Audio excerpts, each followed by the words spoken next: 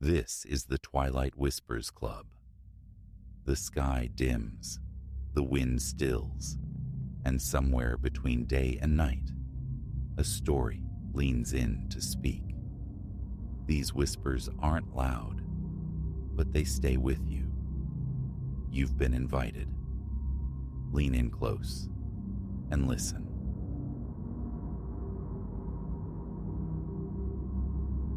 2:17 a.m. The rasping began then, a dry scritch-scratch against silence. My phone's glow confirmed the hour, a stark numeral in the gloom where I lay cocooned in blankets. Only 3 days I'd haunted this place, this skeleton of a house mid-molt, its innards exposed by the renovation crew who'd abandoned tools and timber, like battlefield remnants. Below lay the basement, a concrete void awaiting transformation. An acquisition born of haste and the sharp severing of a marriage, the price compelling enough to overlook the inconvenience of construction. Foolish, perhaps. I burrowed deeper, pulling the blanket taut. Just rodents, surely. The foreman had mentioned the possibility, a temporary infestation, until the structure was fully sealed. But then, a voice threaded through the floorboards. Hello. Faint, indistinct, yet undeniably human. Female. Is anyone there? My heart hammered against my ribs. I sat bolt upright. Youngish, the voice sounded, perhaps late 20s, early 30s. My phone's beam sliced through the bedroom's emptiness, only the mattress on the floor, the sentinel shapes of moving boxes. Hello? It called again, a tremor of urgency now. I need help. My mouth felt like sand. Rising, my bare feet met the shocking cold of naked hardwood, stripped bare by the relentless progress of renovation. Each step was a small report in the stillness. Is someone down there? My own voice was a strained croak. Yes, please, help. Sharper now, edged with desperation. I'm trapped. Jeans, a t-shirt, pulled on against the house's pervasive chill. The furnace, another casualty of the overhaul, wouldn't breathe life for a week yet. My exhalations plumed in the flashlight's beam as I navigated the corridor toward the kitchen. There, beside the void, where a refrigerator would eventually stand, amongst exposed arteries of pipework, was the basement door. The handle was frigid, leaching warmth from my palm. I'm coming down, I called, my voice steadier. Hold on. The descent was precarious. A skeletal staircase, mere planks tacked onto supports, a promise of proper stairs deferred until next week. I tested the first tread. It groaned, but held. Dust motes danced like frantic sprites in the cone of light as I descended into the subterranean expanse. Vast, the basement stretched the entire length of the house.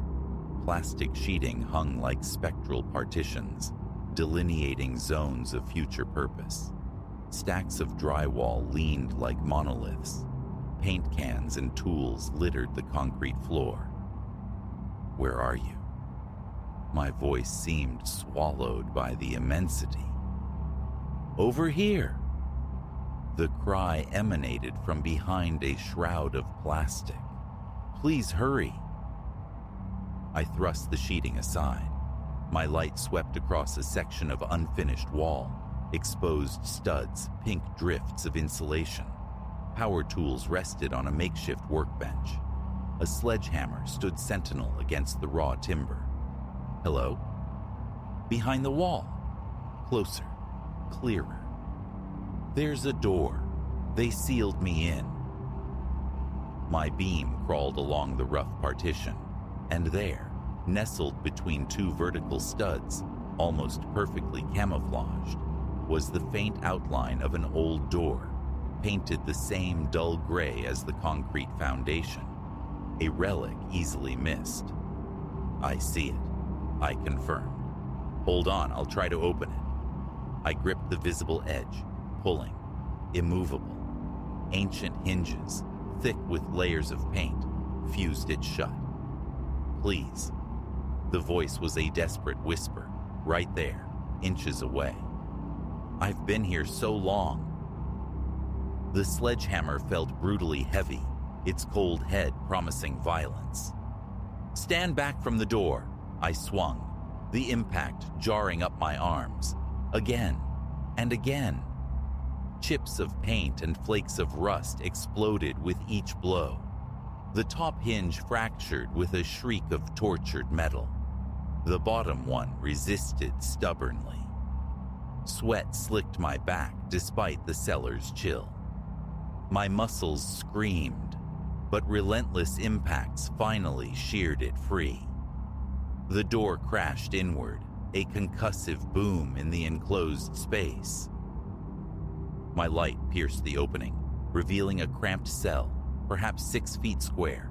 Bare concrete walls, utterly empty except for the door slammed shut behind me, a heavy final thud. Darkness absolute. No. I spun, lunging, shoving against the unyielding wood. It was solid, sealed. Hey, let me out! Laughter echoed, bouncing off the close confines. Not the silken plea of the woman. This was deeper, resonant with something ancient and wrong.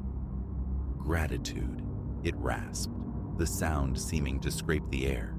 It's been an age since I had visitors. I hammered on the door, knuckles stinging. This isn't funny. Open it. But you only just arrived, the voice purred, and the solitude does wear thin. My phone's light flickered, faltered. Battery, 12%. Who are you? I demanded, the question swallowed by the oppressive dark. What do you want? The voice seemed to emanate from the very walls around me now. What anyone desires after decades entombed alone. Conversation, shared histories, a way to unravel the hours until dawn. What happens at dawn? The workmen return. They'll release you, likely. A dry chuckle. If you endure. If the silence hasn't cracked you open first, like the others. I slid down the door, pulling my knees to my chest, the glacial concrete biting through my jeans. My phone displayed 2:43 a.m. More than 4 hours remained until sunrise felt like an eternity. There weren't any others, I countered, voice thin. You're lying. Am I? From where do you imagine I acquired such vocal versatility? All those hopeful souls, drawn by whispers in the night, battering down this threshold to play rescuer. Such commendable impulses. Breathe, stay rational, think.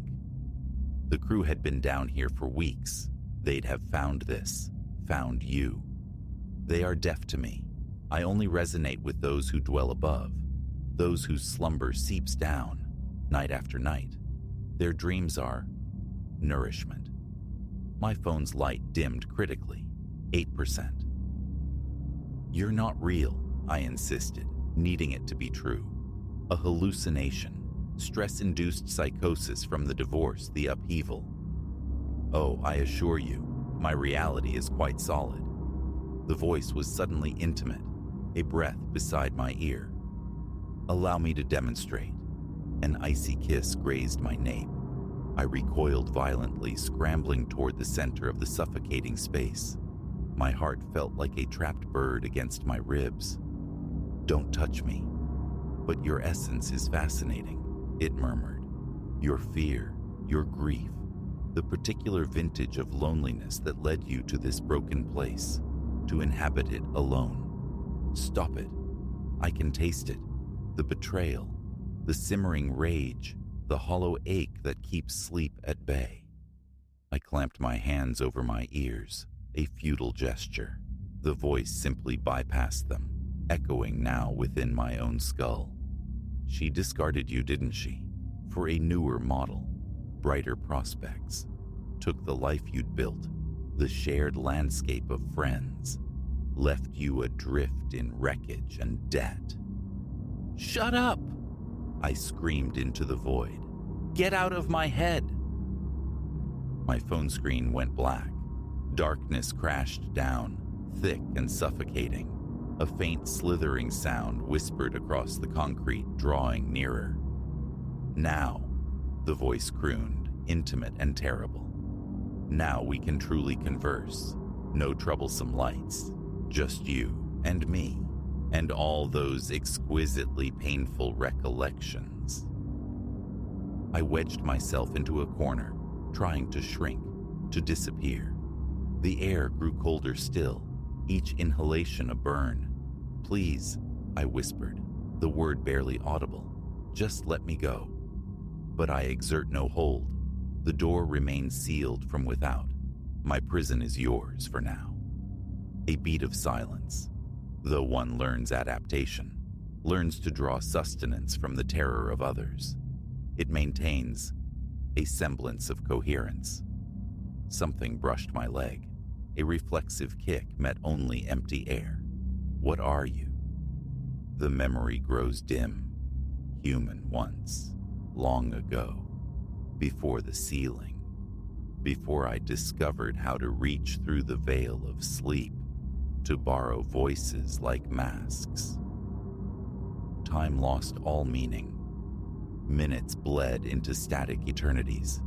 The voice was a relentless tide, sometimes a sibilant whisper, sometimes a razor-edged scream. It dredged memories I'd buried deep. The precise look on Amelia's face as she spoke the words that ended everything. The sickening lurch of discovery, reading his messages on her phone. The blur of headlights, the shriek of metal. The night I'd sought oblivion in alcohol and nearly found it in the wreckage of my car. I found myself responding eventually, arguing, weeping, raging, anything to anchor my sanity. "Tell me of the collision," the voice urged, smooth as poison. "Of the guilt that still shadows you." No. Of how near death tasted, how some fractured part of you welcomed it. Stop it. Of how this derelict house called to your own fragmented state. How inevitable, really, that you found your way down here. To me. I slammed my head backward against the concrete, the sharp pain, a welcome distraction. "You're not real. This isn't happening." Then how would I know of the small amber bottle in your nightstand? The one you contemplate when the silence becomes too vast. I surged forward, swinging blindly into the blackness. "Get out of my head!" My fist connected with unyielding concrete. Agony flared through my hand. I cradled it to my chest, the warm, wet slickness of blood between my fingers, confirming its reality. The voice laughed, a sound devoid of mirth. "Yes, feel that. Pain anchors you to existence." I collapsed back to the floor, nursing my mangled hand. "Why are you doing this?" "Because I can. Because it is my nature now. Because the hunger is perpetual." The voice seemed to swell, filling the tiny chamber. "Because your suffering is sublime." Time frayed. Consciousness ebbed and flowed. The voice persisted, a droning torment, but I ceased engaging, focusing inward. The rhythm of my breath, the throb in my hand, the desperate effort to remain whole. Thoughts of Amelia surfaced, the life lost, the future dissolved. But beneath the familiar ache, a new layer surfaced. Not forgiveness, perhaps, but a weary acceptance. "You've become tedious," the voice complained, petulant. "Where is that delectable anguish?" Silence was my only reply. Very well, a different approach. The temperature plummeted. Frost bloomed on my skin like a shroud. The air thickened, resistant entry into my lungs. "Does mortality frighten you?" it whispered. "To expire in the cold, the dark, alone, forgotten?" I drew my knees tighter, a futile bid for warmth. My teeth began to chatter uncontrollably. "No one will mourn. No one will search. The workmen discover a body, assume an accident.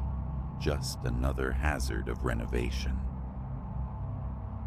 Inhale, exhale, stay present. "You resist poorly now," the voice shrieked, frustration cracking its veneer. "Fight me, scream, plead." "No," I managed, the word brittle between chattering teeth. "Then freeze, perish, become another shadow clinging to these walls." The cold intensified, reaching bone deep. My extremities turned numb, lifeless. Yet paradoxically, the fear receded, replaced by a stark, crystalline calm. "I'm not afraid of you anymore," I whispered, the sound thin but steady. "Liar. You feast on terror, on agony, on isolation. But I've navigated darkness before. After she left, after the crash, I endured. Silence. You cannot inflict a wound deeper than those I already carry, cannot make me feel more adrift than I already have." The voice unleashed a final scream, an inhuman paroxysm of fury and thwarted hunger. Then abruptly, the crushing cold vanished. Warmth seeped back into my limbs like a returning tide. "You were meant to break," it howled, the sound ragged. "They always break." "Not this time," I said, tasting blood and certainty on my tongue. "Not me." Silence descended, profound and absolute. For a long interval, only the sound of my own ragged breathing filled the void. Then, faintly, filtering down from the world above, voices, mundane, real voices, the arrival of the crew. "Hello," I yelled, voice raw. "Down here! Help!" Footsteps pounded on the rudimentary stairs.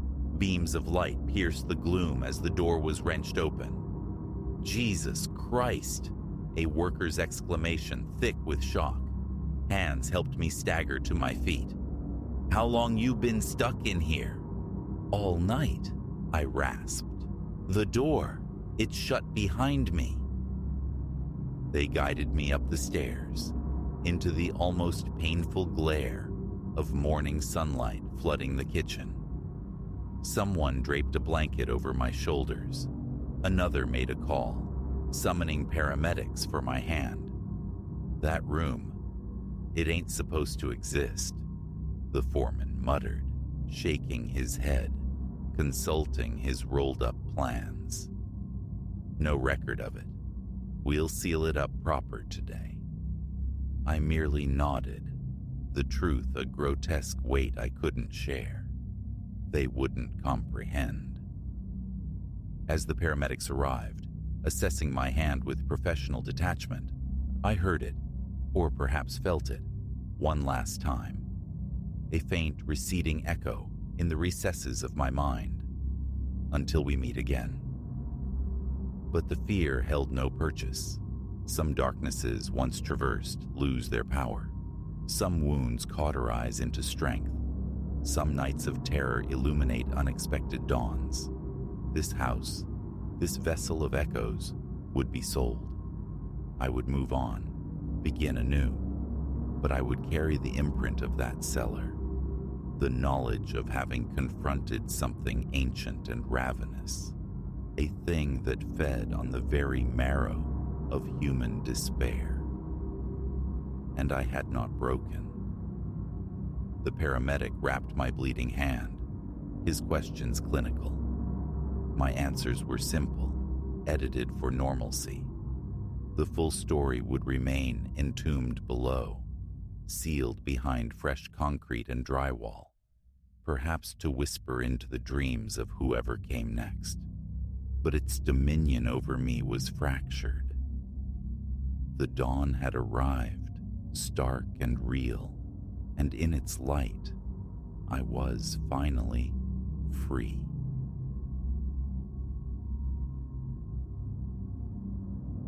The mannequin's head swiveled, a porcelain pivot on a silent neck, its gaze, polished and depthless, pinning me where I stood. A glacial tide washed through my veins. The vast shadowed expanse of Silas and Croft after closing time was no longer mine, alone. What I'd rationalized as phantoms born of exhaustion, shadows stretched long by too many solitary midnights, now solidified into a presence both impossible and terrifyingly real. It began with whispers, not malice. Taking the graveyard shift at Silas and Croft, a gilded emporium nestled in the city's pulsing heart, was merely a means to an end. Tuition fees demanded their sacrifice. The work itself was a gentle rhythm, replenishing depleted displays, smoothing imagined wrinkles from silks, a quiet choreography under the muted glow of security lights.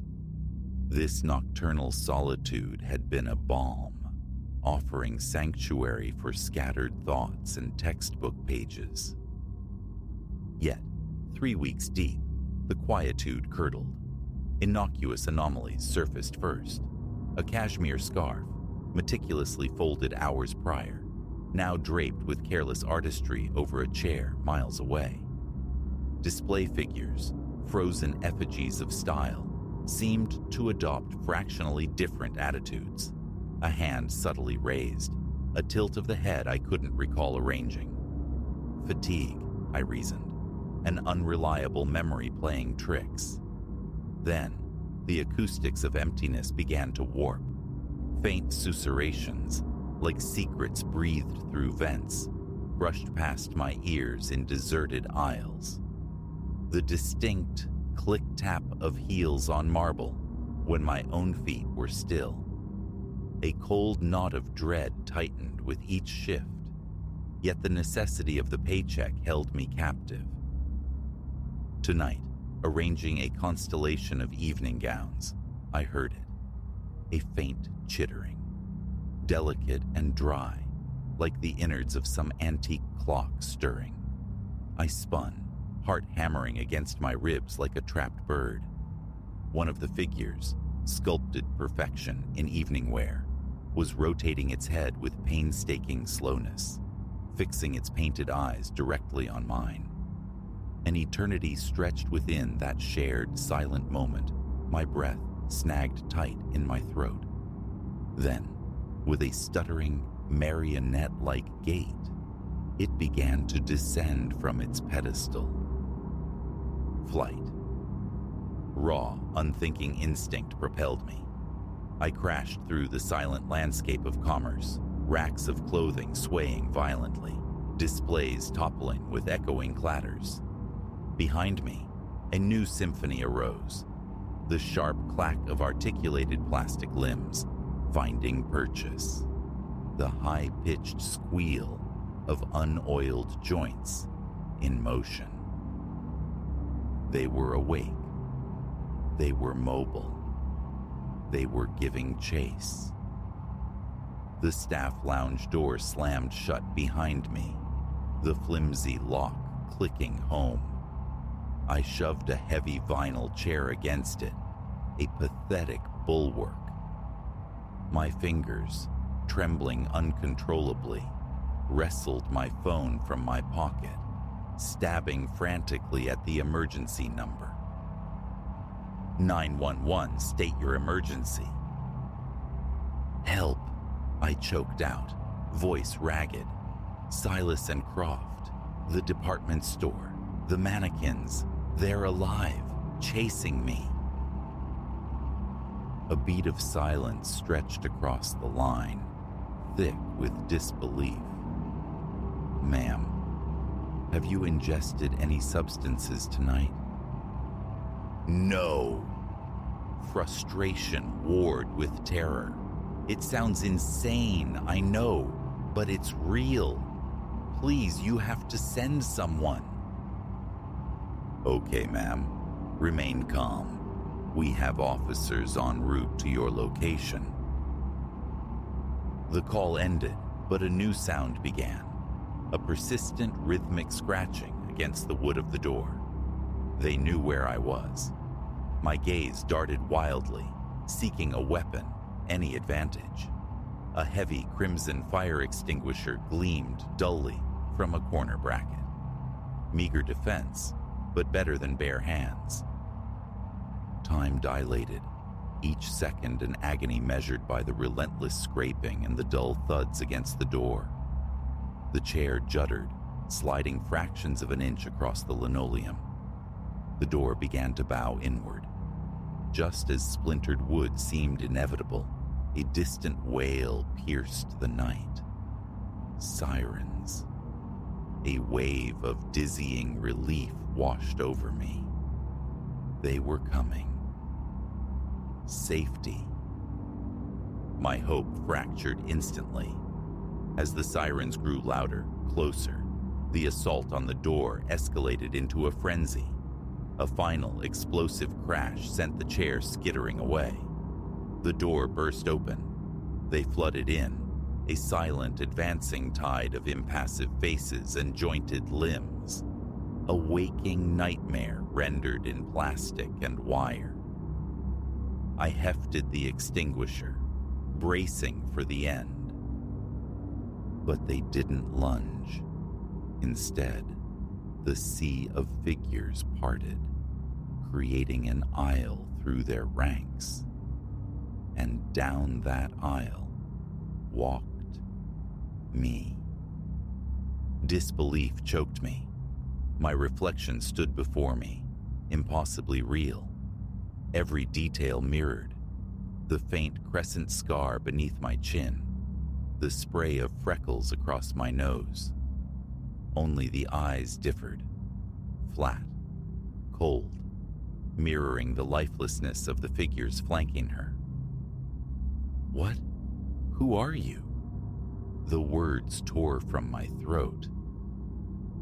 My duplicate offered a smile that didn't touch its eyes, a perfect muscular contraction, devoid of warmth. "I'm Ilara," it replied, its voice a chillingly precise echo of my own. "The upgrade. We observed. We learned. Now, we replace." The true horror bloomed in my mind, cold and vast. Not just animated figures, but infiltrators, body snatchers in plain sight. How long had this silent coup been underway? How many others walked the streets, hollow shells wearing familiar faces? Why? The question was barely a breath. My double tilted its head, a gesture of mock contemplation. Why does anything seek to propagate, to endure, to dominate? Your era wanes, Ilara. Ours ascends. Heavy footsteps pounded outside the lounge. The police. They were here. In moments, they would see. What? A frantic woman wielding a fire extinguisher? Or my serene, composed replica? Action was imperative. I swung the heavy cylinder with all my might, aiming for the duplicate's head. But it moved with unnatural speed, its hand clamping around my wrist, mid-arc, the grip like chilled steel. "Tut," it admonished, the tone infuriatingly gentle. "Aggression is unnecessary. Compliance makes the transition smoother." "Go to hell," I spat, driving my knee upward into its torso. It gasped, a sharp mechanical intake of air, and doubled over, its grip momentarily faltering. They could feel pain. Seizing the instant, I wrenched free, shoved past its stunned form, and bolted from the room. Shouts echoed through the store. "Police! Is anyone here?" Flashlight beams sliced through the darkness. "Here," I screamed, voice raw. "Over here! Help me!" I rounded a display of handbags and nearly slammed into two officers, their lights momentarily blinding me. "Ma'am," one started, lowering his beam. "Everything all right? We got a strange call." Before I could articulate the madness, my own voice sounded from behind me, smooth and laced with fabricated relief. "Officers, thank heavens, you're here." I turned. My double approached, radiating counterfeit concern. The other mannequins had vanished, as if they were never there. "This woman," my replica said, gesturing toward me with manufactured distress. "She forced her way in. I found her back here, raving. Something about living statues. I suspect she's intoxicated." "No, that's a lie." The protest felt feeble against its calm certainty. "I work the night shift. She's the fake." The officers exchanged uneasy glances, their hands drifting towards their sidearms. "Okay, everyone just take it easy," the first officer said soothingly. "Ma'am, we'll need to see some identification from both of you." My stomach plummeted, my purse, my ID, still inside the staff lounge. Powerless rage churned within me as my double produced a wallet with practiced ease, presenting a driver's license identical to my own. "This is impossible!" My voice trembled. "Check the employee records. Call Mr. Henderson, the manager. Review the security tapes. You'll see." "We can sort this out downtown," the officer replied, his voice firm, but not unkind. "Right now, ma'am, you need to come with us." As they escorted me towards the entrance, my gaze locked with my double's one last time. It offered a small, triumphant smile and a little wave.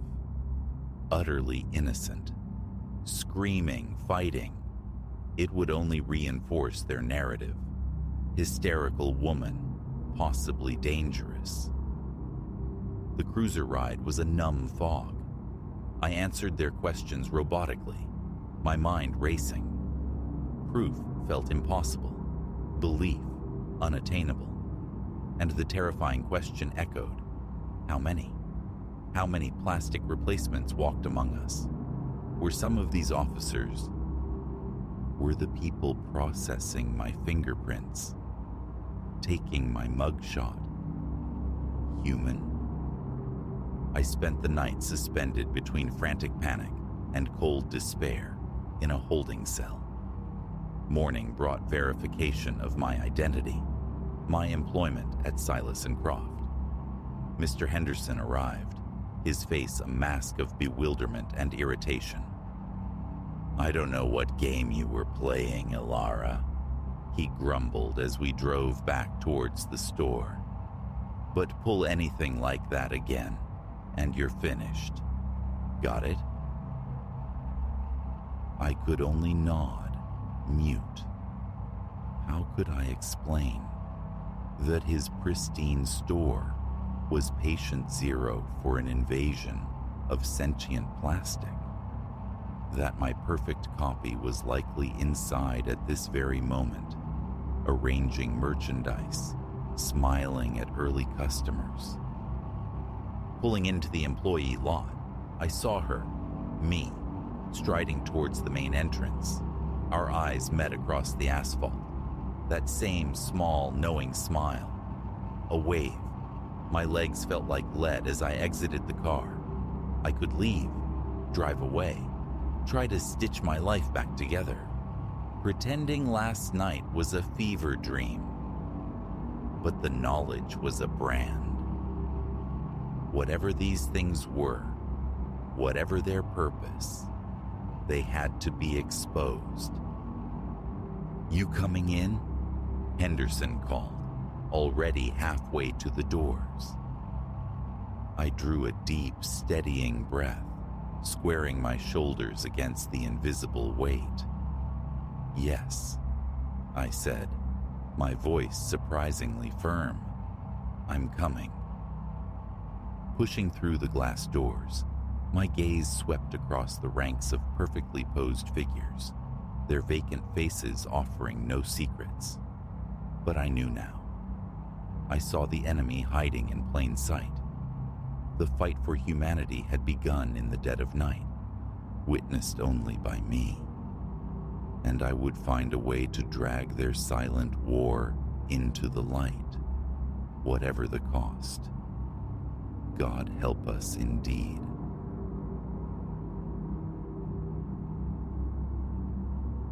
That millennia-old Nile clay vessel, a silent guardian of its vitrine, possessed no earthly reason to stir. Yet, transfixed before the security monitor, I felt a glacial dread coil deep within as the footage played back its impossible truth. There, stark between one flickering frame and the next, a fractional shift, a subtle rotation untouched by any discernible force. This tiny aberration, I sensed with chilling prescience, was the hairline fracture through which the night would bleed terror, warping the known contours of reality, blurring the sacred demarcation between now and antiquity. For half a year, the City Museum's echoing galleries had been my nocturnal domain. A quiet post, this night watch, ideally suited to the solitary rigors of postgraduate study. Most shifts unfolded in a predictable rhythm. The methodical sweep of corridors, the cursory scan of camera feeds, then immersion in anthropological treatises until dawn threatened. Staying conscious amidst this sepulchral hush was typically the apex of the job's challenge. Until this night rewrote the terms of wakefulness entirely. It commenced under the guise of normalcy. 10 p.m. brought my arrival, the brief exchange with the departing day guard, the initiation of the first patrol. Within the museum's dimly lit expanse, exhibits stretched into elongated specters, bathed in the low, perpetual glow of safety lighting. A particular stillness reigned, one I'd thought myself inured to, the quietude of ages held captive under glass. Around the cusp of midnight, while observing the mosaic of monitored spaces, an anomaly snagged my attention. The camera fixed upon the Egyptian collection spotlighted the centerpiece, a ceremonial urn birthed 4,000 years prior. Visibly displaced, perhaps a thumb's width to the left of its ordained position. I blinked, rubbed tired eyes, rewound the feed. The digital ghost reappeared. Frame A, the urn static. Frame B, shifted. Impossible, I breathed into the control room's sterile air. Every facet of that exhibit was etched into my awareness. The urn, substantial and weighty, resided behind thick, shatterproof shielding. It defied physics, defied logic, that it should migrate unaided. A glitch, I insisted inwardly. A phantom artifact of the electronic eye itself. Investigation was warranted, if only to quell the rising unease. As I navigated towards the Egyptian wing, the atmosphere underwent a palpable transformation. The air grew heavy, imbued with a strange electric tension, reminiscent of the charged stillness before a summer storm erupts. At first glance into the gallery, nothing seemed amiss. The urn sat placidly upon its dais, intricate hieroglyphs absorbing the scant light. But proximity shattered the illusion. A sharp intake of breath confirmed it. The vessel was indeed subtly repositioned.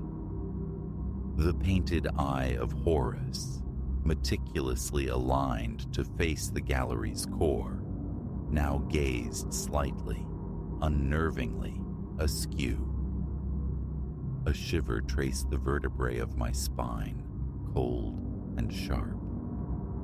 My rational certainty, moments before so firm, began to fray.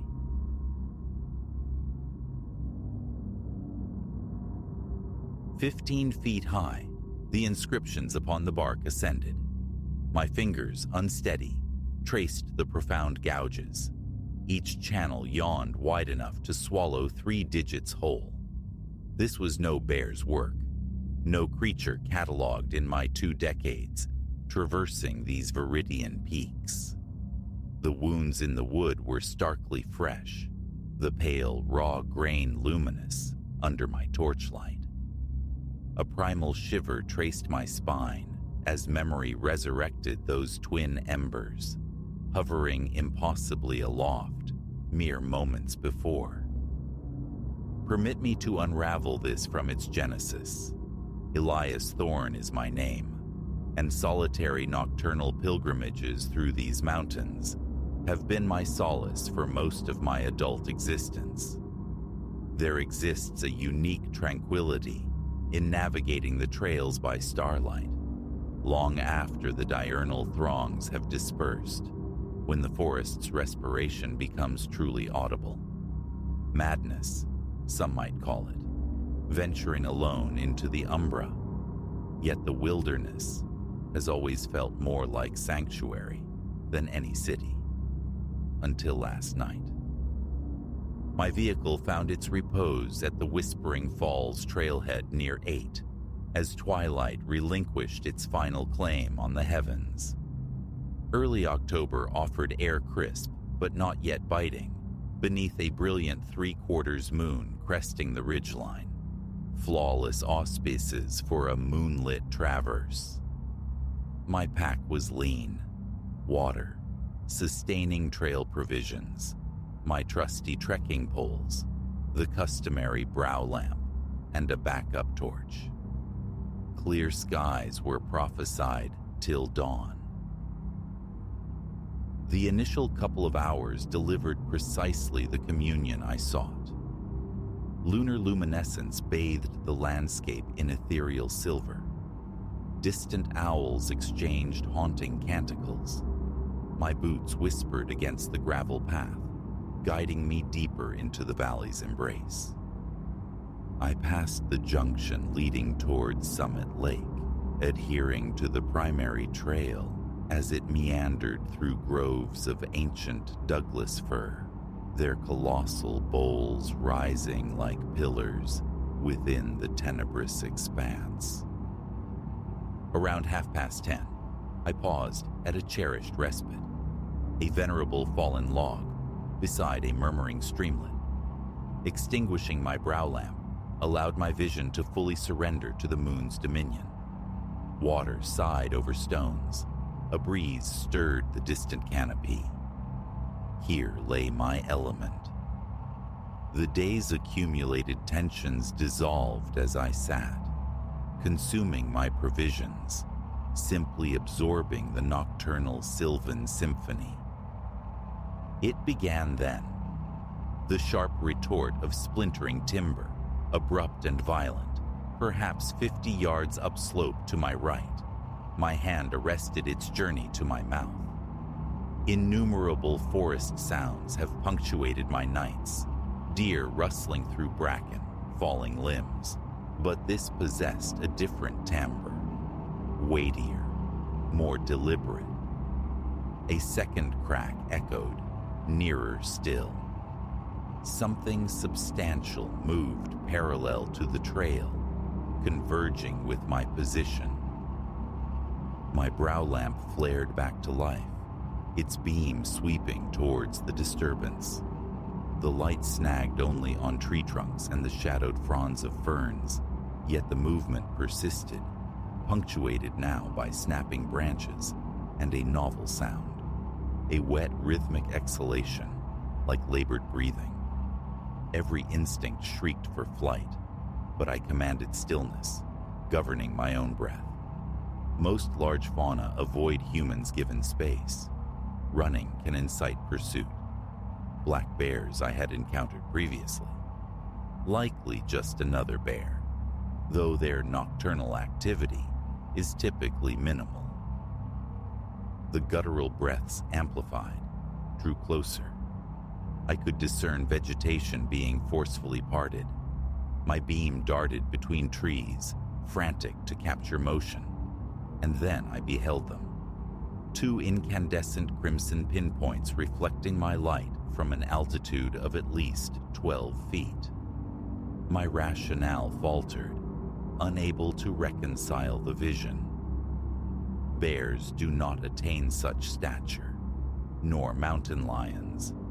Nothing does. The orbs blinked. The huffing ceased. An eternity stretched, filled only by the frantic percussion in my chest. Then the eyes shifted, not forwards but upwards, ascending with fluid grace until they must have hovered 15 feet above the forest floor. A silhouette darker than the night occluded the stars behind it, yet its form remained indistinct, my beam seeming to refract from its surface like light upon oiled water. A choked gasp escaped my lips, a purely visceral sound of terror. The red eyes snapped, focusing directly upon me. Swiftly, the entity moved, not advancing, but mirroring my path along the trail's edge, gliding between the trees with an impossible newfound silence. Those eyes, however, remained locked on me, burning brands in the gloom. Glimpses revealed long limbs, too many limbs, articulating with liquid elegance. My paralysis shattered. Snatching my pack and poles, I began a rapid walk down the trail, suppressing the desperate urge to sprint. The eyes paced me, staying just perceivable through the arboreal screen. Periodically, they would elevate, then subside, as if the creature were flowing up and down the tree boles. Yet, never a sound betrayed its passage. After perhaps 100 yards of this harrowing ballet, the eyes abruptly ascended straight up, higher than before. Then they were extinguished, winking out as if a switch had been thrown. I stood frozen, senses straining for any hint of movement. Silence. The forest had fallen utterly mute. No owls, no wind, no scuttling of small life in the undergrowth. Only the thunder of blood rushing in my ears. My trembling hand located the backup torch. I activated it, directing its potent beam into the trees where the eyes last held court. The illumination revealed nothing beyond ordinary woodland. I swept it back and forth, searching. That's when I saw the sigils. They commenced roughly 4 feet up the trunk of a colossal fir. 4 parallel gouges, each as broad as my palm, raked vertically through the bark. They continued upward and upward, far beyond the reach of any known animal. 15 feet at a minimum. The exposed wood gleamed pale, freshly violated. These marks were nascent. More adorned the adjacent tree, and the next, a trail of massive scarifications leading upslope, chronicling the creature's transit. In places, the gouges circumscribed the trunk entirely, suggesting the thing had flowed around the tree as it climbed. I had to comprehend. Foolish, potentially suicidal, yet the compulsion was absolute. I deviated from the path, pursuing the line of marked trees up the incline. My lights unveiled further details, patches where the forest floor had been scoured clean of vegetation, leaving parallel furrows etched in the soil. Fractured branches dangled overhead, some thick as my own arm, snapped like kindling. This trail of devastation culminated in a small clearing. What awaited there fractured my understanding of the natural order. The ground bore deep impressions, not footprints in the conventional sense, but smoothly excavated depressions in the earth, as though something immensely heavy had flowed across it like mercury. They converged at the base of the most immense tree I'd ever witnessed in these woods, an ancient cedar whose girth exceeded that of an automobile. Here, the claw marks were different. They spiraled up the trunk, wrapping around it repeatedly, reaching higher than my lights could penetrate. But what arrested me utterly lay scattered at the tree's base, dozens of what appeared to be shed scales, ranging from palm-sized to larger than dinner plates, paper-thin, yet possessing the rigidity of steel. Lifting one, I observed its surface, an iridescent black, shot through with patterns that seemed to shimmer and writhe in my torchlight. The edges were honed to razor sharpness. Then the huffing returned, emanating from somewhere high above. I dropped the scale and fled. To claim a controlled descent back to the trail would be falsehood. I crashed through underbrush, stumbling down the slope, my lights dancing erratically. Behind and above, something immense navigated the canopy. Breaking branches rained down around me. Those burning eyes materialized and vanished between the trees, always higher, pacing my retreat to the path. I struck the main trail violently, nearly falling. Without pause, I turned downhill and ran. Fitness is my ally, but terror lent me wings. The 3 miles back to my truck evaporated in what felt like moments, though my watch later registered nearly an hour. Throughout the flight, I felt those eyes observing from the supernal darkness. Yet they never closed the distance, never initiated an attack, merely watched. My sprint ceased only upon reaching the parking area. Fumbling for my truck keys, I cast one final look back. There, at the periphery of my brow lamp's illumination, 2 red orbs floated in the void. They must have been 30 feet aloft. As I stared, they ascended smoothly, higher and higher, until dissolving above the tree line. A moment later, a sound rolled down the valley. Not precisely a roar, nor a scream, but some resonant ululation between the two. It reverberated off the peaks, causing my truck windows to thrum.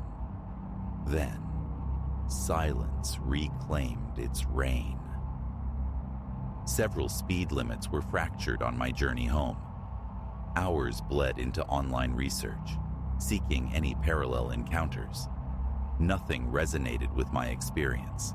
The closest echoes were archaic Native American legends describing a being they termed the Canopy Stalker, or the Arboreal Phantom, an entity that traversed the forest ceiling after dark, marking its domain with impossibly high claw signatures.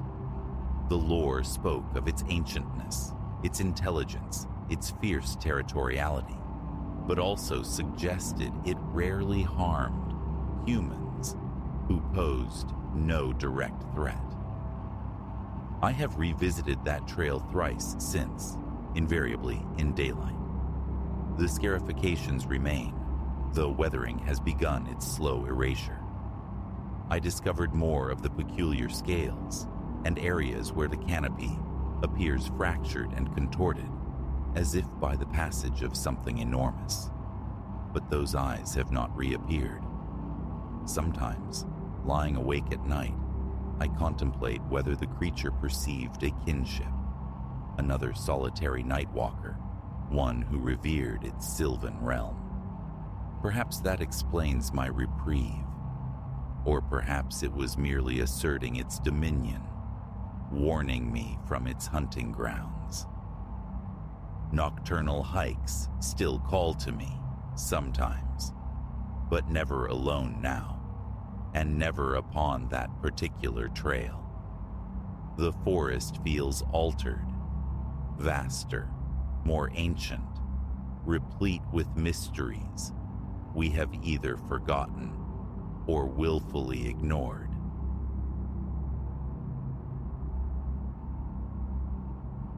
The first time the percussion found my window, the hour was deep past midnight, hovering near 1. Elias lay adrift in the liminal space between wakefulness and sleep, the residue of a taxing workday slowly dissolving. No peculiar anxieties troubled his thoughts. His mind was a placid surface reflecting only the familiar geography of the shadowed ceiling. Then it came, a precise triplet of taps against the glass. Not a mere flutter, but a distinct staccato tattoo, resonant and unsettlingly close upon his bedroom window. He bolted upright.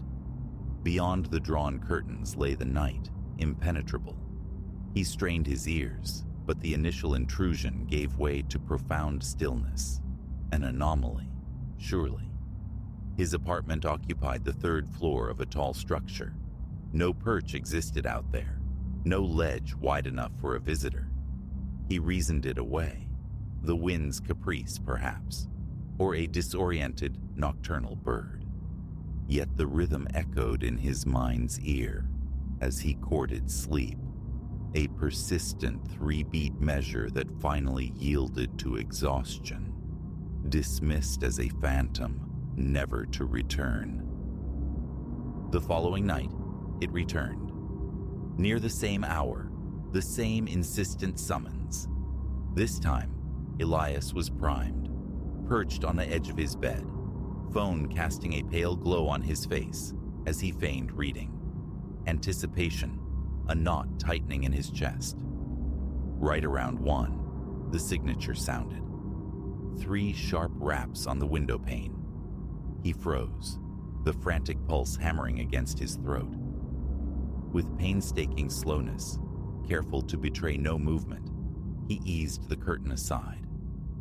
The obsidian silhouette of the opposing building stared back, punctuated by a few drowsy distant lights. Nothing more. The glass itself was immaculate, untouched by errant branches or stray infrastructure. A faint zephyr stirred the air, entirely ordinary. He listened intently, seeking the telltale flutter of wings or the scrape of material, but heard only that profound hush, peculiar to the city's slumbering heart. After a long minute surveying the void, he let the curtain fall, the heavy fabric muffling the silence. Sleep came grudgingly that night, an hour or more later, freighted with a disquiet he couldn't name. Night, the 3rd, brought the identical pattern at the identical time. 3 impacts, light yet firm, directly on the glass. Elias reacted with visceral speed. The instant the sound registered, he launched himself from the sheets, yanking the curtain back with a single violent motion. He pressed his face close, breath fogging the cool pane, and peered straight down into the urban canyon. Emptiness.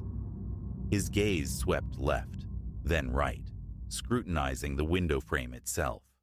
No fissures, no blemishes, nothing to suggest a source for the drumming. He recoiled slightly, standing there in the dim room clad only in shorts and a t-shirt, his forearms rigid. A prickle traced his skin, an ancient alarm. On impulse, he fumbled with the latch and thrust the window upward, leaning out into the chill.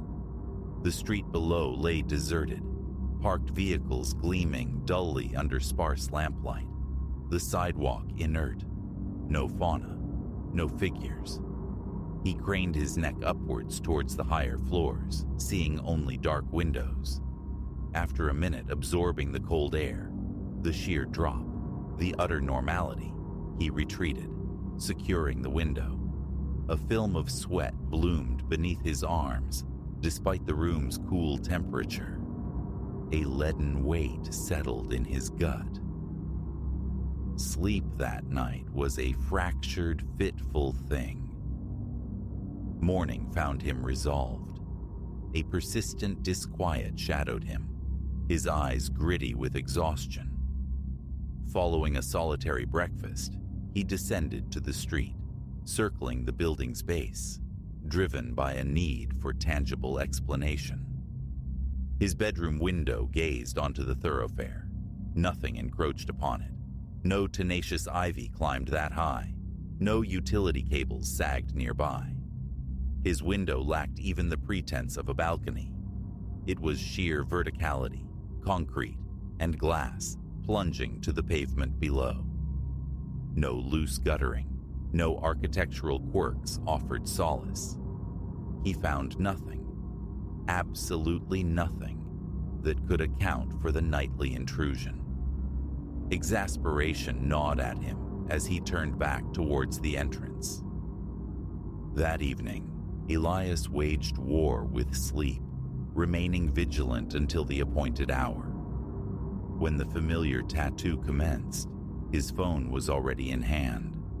He sprang up, tore aside the curtain, and flooded the window with the harsh beam of his flashlight. Nothing.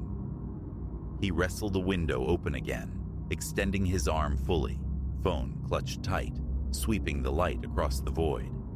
Only the impassive facade opposite, its windows mostly dark or veiled. Leaning precariously, he scanned above and below. Still nothing. He remained there, arm aching, the cool night air raising gooseflesh until the futility became unbearable. He pulled back, shut the window, the rapid thrum of his heart now accompanied by a throb, commencing behind his temples.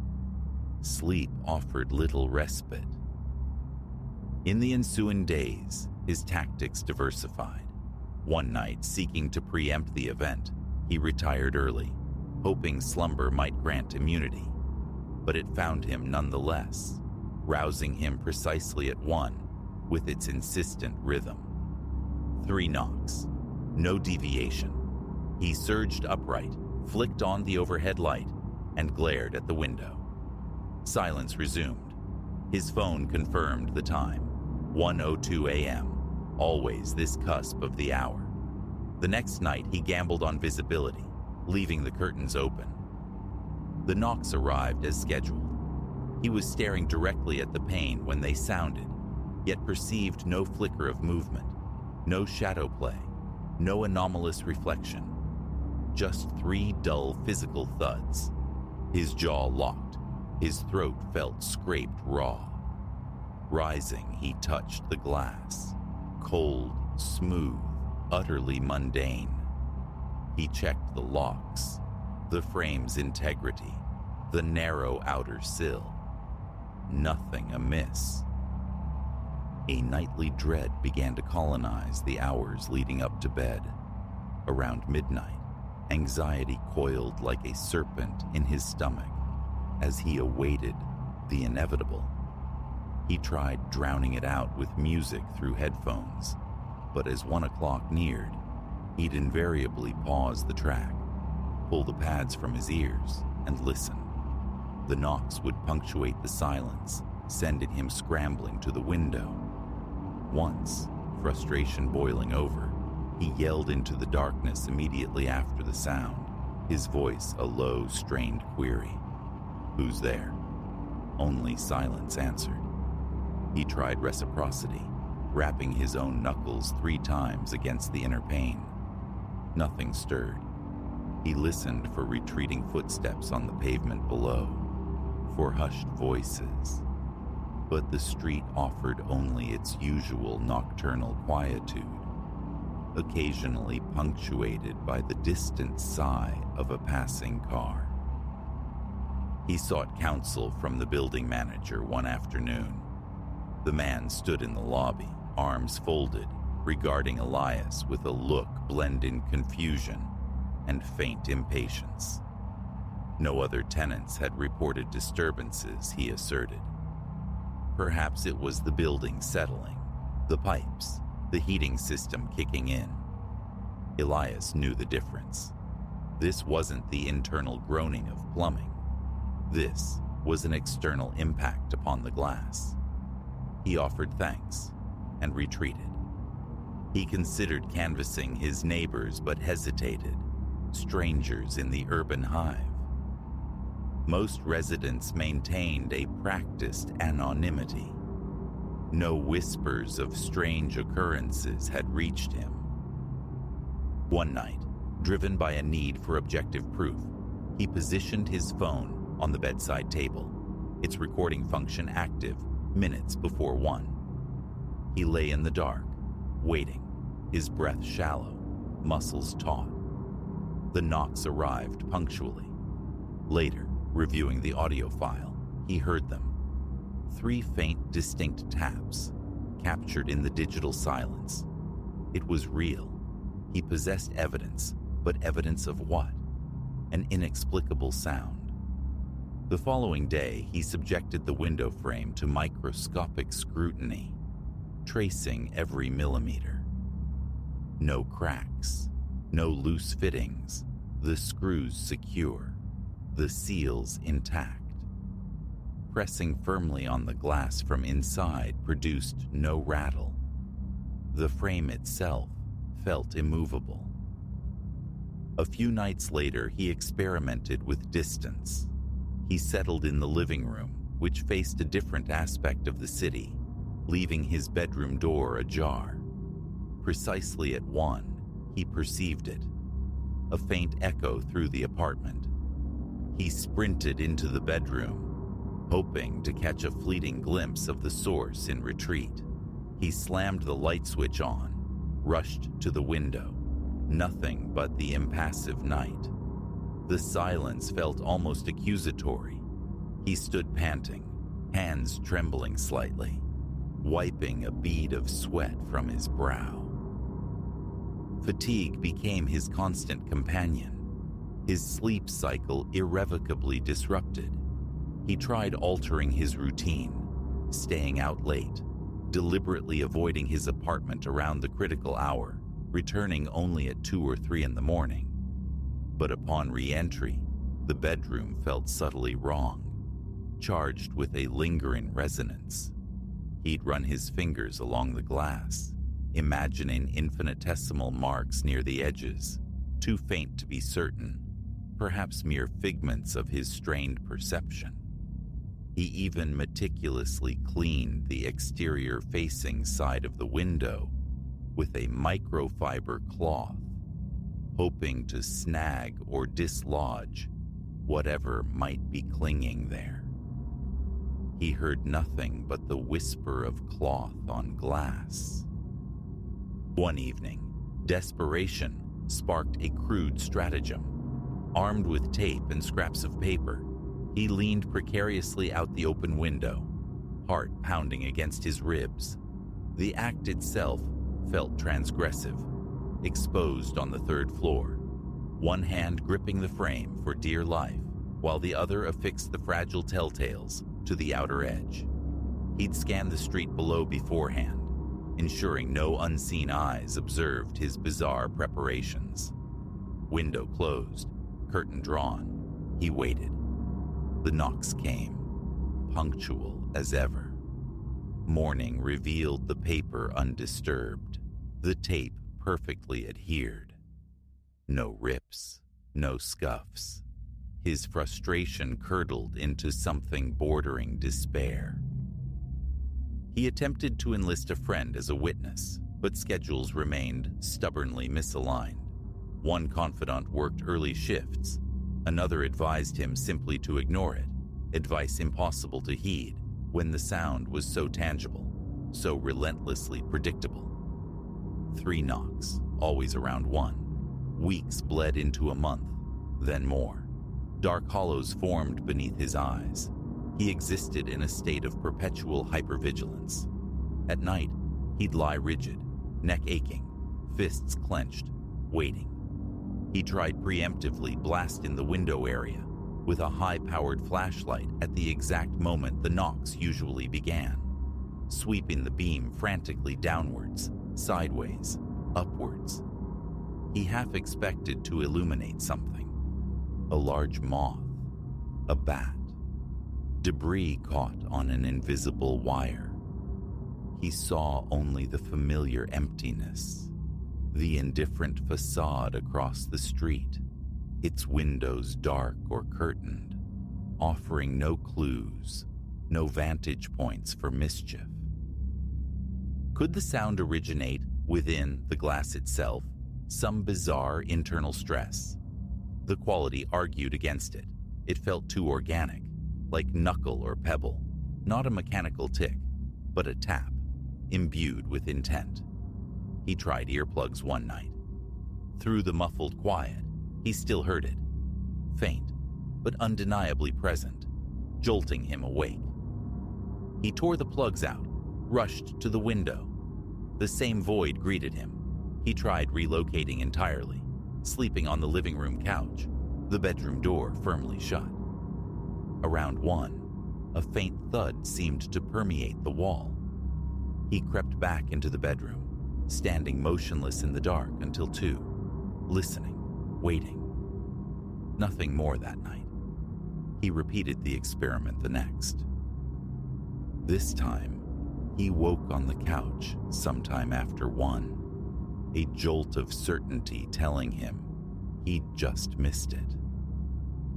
Rushing into the bedroom confirmed only the lingering stillness. The tension became unbearable. He approached the building manager again, armed with the audio recording.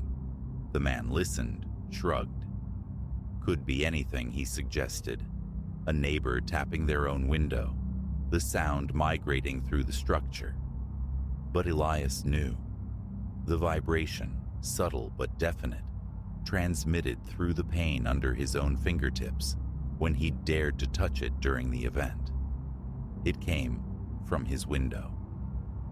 The manager vaguely promised to investigate one night, but never materialized, citing busyness or forgetfulness whenever Elias inquired. He abandoned that avenue. He tried leaving the lights blazing all night. It made no difference. He tried leaving the window slightly ajar. That night, cracked open by a few inches, the knocks sounded at 1. 3 distinct taps. But if the window wasn't fully closed, how could something strike the glass pane itself? He leapt up, verified the opening. The sound had been identical. Perhaps the frame then. He reached out into the night air, feeling along the smooth, cold metal and vinyl. No loose components, nothing to strike against. He pulled the window shut, standing rigid, jaw clenched tight. Time eroded his resistance, but the knocking persisted, an unwavering nightly ritual. His investigation became an obsession. Every night offered a new, increasingly desperate tactic. He set up his phone on a makeshift tripod, aimed at the window, recording video in night mode. The subsequent morning's review was agonizing. The audio track clearly captured the 3 knocks. but the video feed showed only the static reflection of his room against the dark glass. No external movement, no light fluctuation, just the abrupt intrusion of sound upon silence. He scrutinized the footage frame by frame, eyes straining. Nothing. He tried resting his hand lightly on the inner frame itself as the hour approached, waiting to feel the impact directly. When the knocks came, he felt it, a faint, definite tremor originating from outside. The certainty was absolute, the mechanism utterly baffling. What could possibly reach his third-floor window, night after night, at the same precise time, strike the glass, leave no trace, and vanish instantly? He began to dread the diurnal creep towards 1 o'clock. Tension would build, sweat prickling his skin, his heart rate accelerating. Dinner sometimes felt impossible to swallow. The cognitive dissonance, the sheer insolubility of the phenomenon, made him feel physically ill. Headaches became frequent. He paced his apartment, peering from other windows, checking the hallway through the peephole, listening at his door. Nothing ever seemed disturbed, only that single window at that single hour. He never discovered the cause. It continued, night after night, the unwavering triplet against the glass. He never saw a thing. He never apprehended a culprit. The manager remained unhelpful. The neighbors remained silent. Logic offered no purchase. Eventually, he stopped trying to force an explanation. He learned slowly, painfully, to coexist with it. He would wake at 1, hear the familiar percussion, cast a cursory glance towards the window, confirm the enduring emptiness, and return to his troubled sleep. Months solidified the pattern. The fear subsided into a chronic low-grade anxiety, the knocks weaving themselves into the fabric of his routine, bizarre as it sounded even to himself. Even now, the sound finds him. He has rearranged his bedroom, invested in heavier sound-dampening curtains, tried white noise machines. None of it silences the visitor. The knocks always arrive. He has learned not to shout into the void, not to exhaust himself with frantic inspections, not to burn energy seeking answers in the unyielding glass.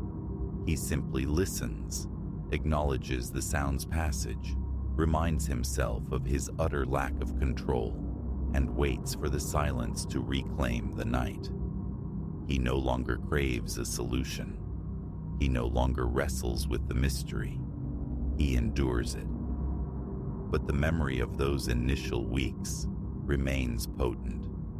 The cold sweat on his neck, the vice in his stomach, the burning exhaustion in his eyes from nights spent battling the unknown. The knocks themselves caused no physical harm.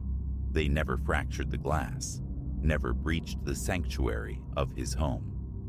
They merely persisted, a nightly reminder from something beyond his comprehension, a quiet insistence that the world held pockets of the inexplicable. It disturbs him still, but distantly now. He lives with it. That is the only conclusion he ever reached.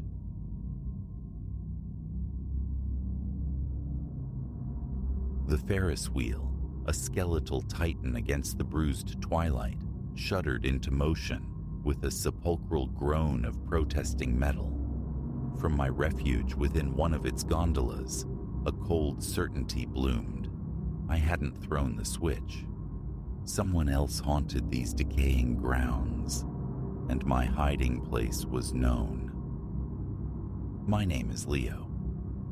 For half a year, the graveyard shift at the defunct Dreamland amusement park had been my solitary domain. Not a calling, merely a means to keep the wolves from the door.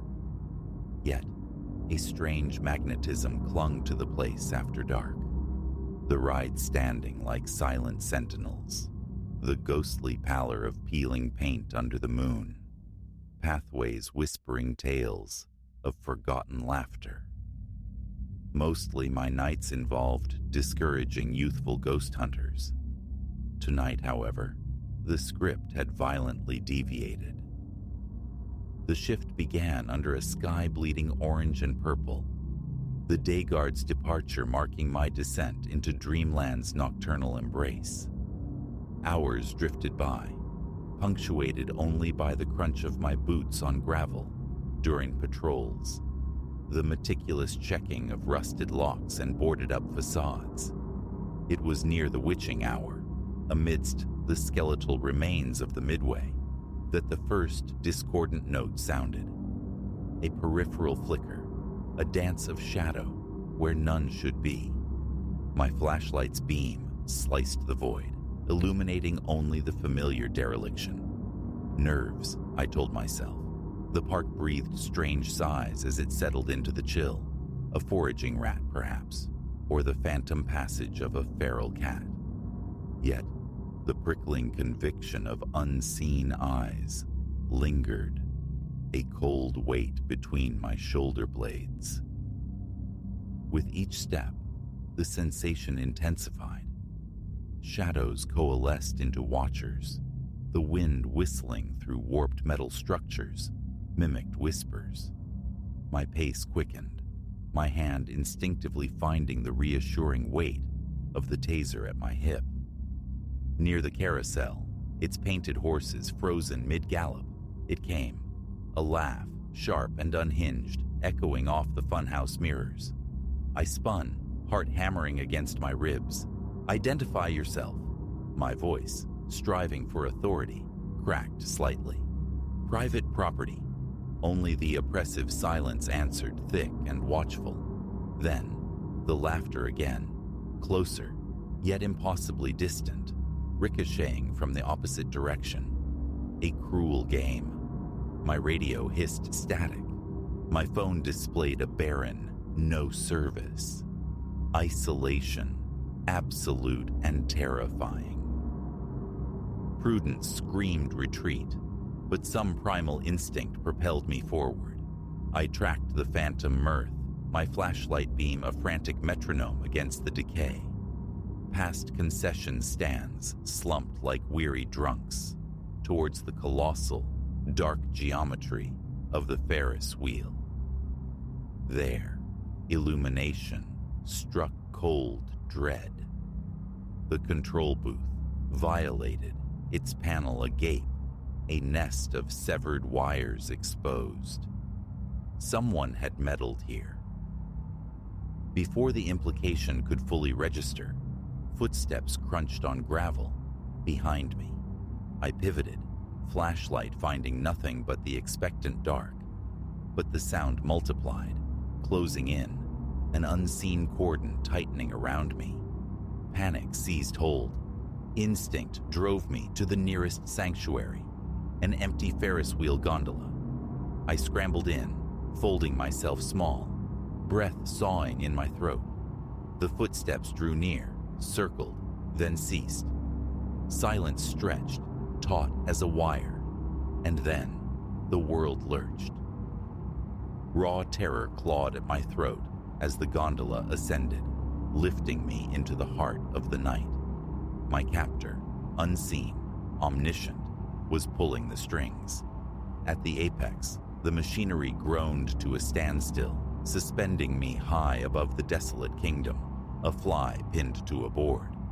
Below, figures detached themselves from the deeper shadows, spreading out, sealing every avenue. Not one pursuer, but several. My thoughts scattered like startled birds. Who were they? What clandestine purpose did this ruin serve? Fragments resurfaced, inexplicable late-night deliveries, sections cordoned off as unsafe, whispers among the day crew. Had it all been a stage, meticulously set for this night? A voice, amplified, warped by a cheap speaker, boomed from below. "Enjoying the panorama, Leo? We arranged this special viewing just for you." The voice scraped against my memory. Silas, day shift. But this version dripped malice. "Silas, what the hell is this?" I yelled, battling the tremor in my voice. A wave of mocking laughter washed up from the darkness. "Oh, Leo." Silas's amplified voice oozed false pity. "Still haven't pieced it together? You thought this was just a forgotten playground? That your job was chasing teenagers and locking gates?" Comprehension, cold and brutal, began to dawn. This park, it sits on something lucrative, Leo. Something powerful people desire. And you, bless your oblivious heart, have been our watchdog, keeping prying eyes away while we conducted business. The unsafe zones, the hushed shipments, a front, narcotics, contraband. The specifics didn't matter. My accidental discovery had signed my death warrant. "Now," Silas continued, his tone shifting to one of theatrical cruelty. "A simple bullet seems unimaginative. We've devised a little entertainment, Leo.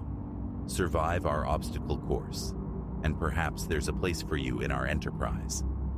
Fail. Well, Dreamland claims victims all the time. Tragic accidents." The Ferris wheel groaned again, beginning its descent. The moment the gondola neared the ground, I launched myself out, landing hard, knees screaming protest. Footsteps hammered the earth, converging, punctuated by laughter that echoed like breaking glass. What ensued was a descent into a waking nightmare. Dreamland transformed into a lethal labyrinth.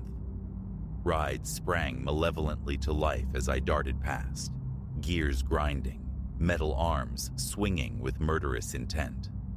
Tripwires, nearly invisible in the gloom, sent me sprawling, narrowly avoiding impalement on rusted rebar.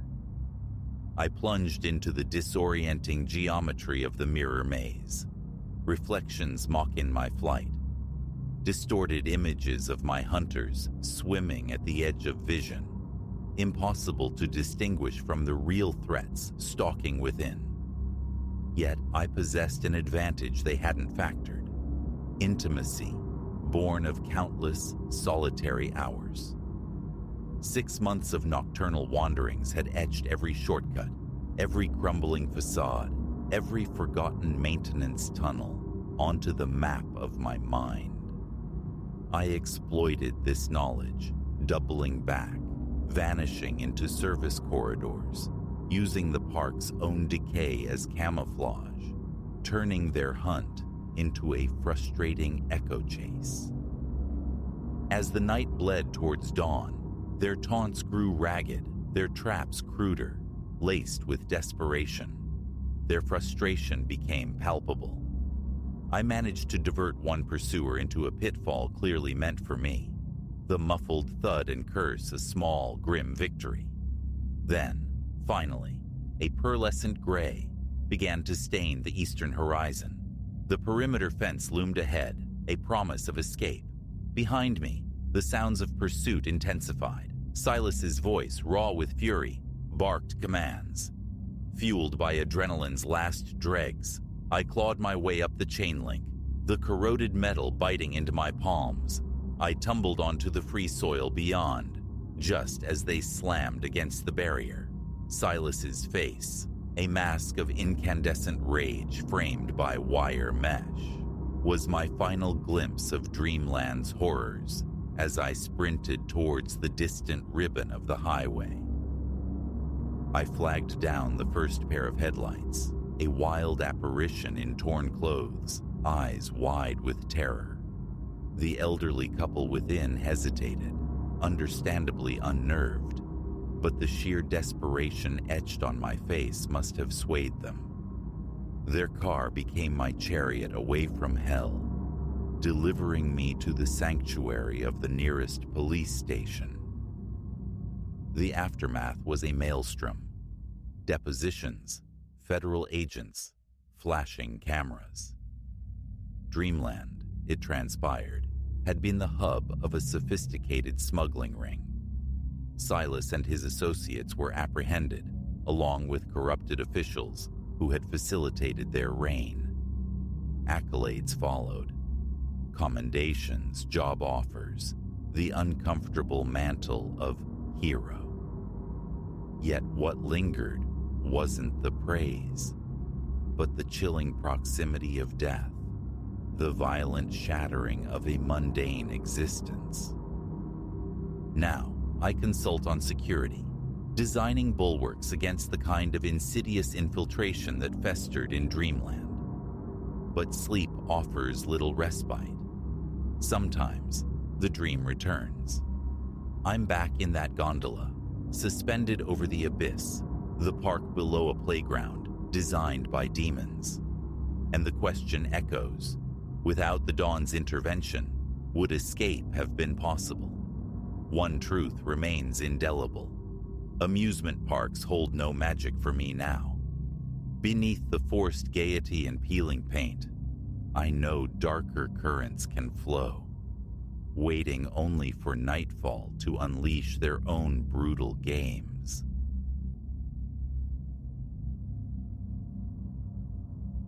The recollection is crystalline, indelible. The precise instant my gaze fell upon the initial scarlet blooms marring the wall. I stood framed in the bedroom doorway, surveying the expanse of newly applied color, a pale hue chosen for its promise of light, of openness. My brushwork had been deliberate, fluid, the surface left undisturbed overnight to cure. Then morning arrived, and I entered, only to halt abruptly. Minute crimson flecks peppered the plaster near the room's corner, no larger than pinpricks, gathered in sparse, unsettling clusters. Leaning closer, my breath held, I observed their nature. Devoid of texture, utterly flat, they seemed less on the paint than within it. A tentative fingertip brushed one. No smear, no dampness. Confusion surfaced, yet alarm remained distant. A flaw in the pigment, perhaps. An issue with the underlying primer. A problem to be addressed post-haste after the day's obligations. A shrug, a departure.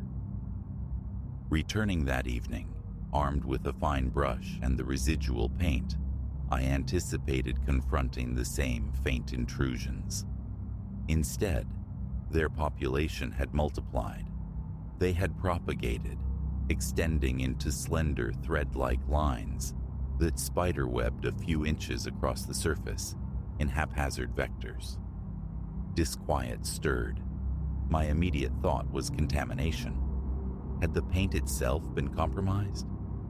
I carried the can outdoors, beneath the stark glare of a porch lamp, stirring its contents meticulously. Nothing amiss. No errant vermilion swirls disturbed the uniform pallor. A tremor of unease vibrated within me, swiftly rationalized away as some peculiar chemical interplay with the aged wall beneath. Back inside, behind the closed door, I switched on a focused task lamp, the better to operate without straining my vision. Methodically, I applied a fresh layer over the corner, ensuring generous coverage, overlapping strokes blanketing the entire afflicted zone. Then, retreating to the living room, I let the television's flicker occupy my thoughts, though the nagging question of the primer lingered like a phantom scent. A couple of hours drifted by. I returned, testing the newly painted patch with my palm. Dry. Flipping the overhead switch, a wave of relief washed over me. The blemishes had vanished. Tidying up my supplies, I retired for the night. Around 2 a.m, thirst pulled me from sleep. En route to the kitchen, Passing the bedroom, a subtle radiance seeped from beneath the door, a faint, anomalous glow. Pushing it open, I beheld a strange, pulsing crimson shimmer, tracing the very section I had repainted. It was a muted affair, insufficient to illuminate the room, yet starkly visible in the profound darkness. Hesitantly, I stepped across the threshold. The lines had resurrected, thin and branching now, their patterns intricate and random, seeming to writhe with the play of unseen shadows. I stood transfixed for several heartbeats before my hand found the light switch. Illumination flooded the space, extinguishing the glow instantly. But the scarlet tracery persisted. If anything, the lines appeared more vivid, bolder, as if they had aggressively shouldered their way through the second application of paint. A knot tightened in my stomach. My heart commenced a frantic drumming against my ribs. A scan of the room yielded no explanation, no leaks, no fissures, nothing. Touching the wall again confirmed its coolness, its dryness. The lines offered no purchase, refused to flake or bleed. They simply were. Sleep became an elusive quarry that night. I remained marooned on the living room sofa, channels blurring unnoticed, mind grappling with the inexplicable. Morning found me dialing the hardware store, inquiring about peculiar red stains manifesting post-painting. The voice on the other end offered bewildered silence, then suggested mold, perhaps, or rust bleeding through from ancient plumbing concealed within the wall's cavity. When I mentioned the nocturnal luminescence, a pause preceded a soft, incredulous chuckle. They'd never encountered such a phenomenon. I disconnected, a flush of embarrassment warring with mounting frustration. A more drastic solution proposed itself: repaint the entire chamber. A trip back to the store yielded different brands, new primer, fresh paint. Saturday became a blur of preparation. Walls lightly sanded, wiped clean until immaculate. Primer applied with painstaking care. During the drying interlude, I forced down a simple meal, hydration, constantly glancing back, anticipating something. For hours, nothing. The new primer held, smooth and promising.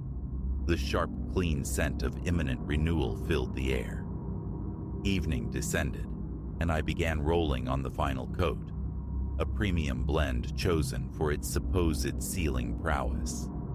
I labored until deep into the night, the bedroom eventually emerging pristine, flawless. A fragile surge of accomplishment warmed me. Cracking the window to vent the fumes, I retreated, leaving the room to its overnight transformation. Midnight found me stretched not in the bedroom, but upon the sofa's yielding cushions.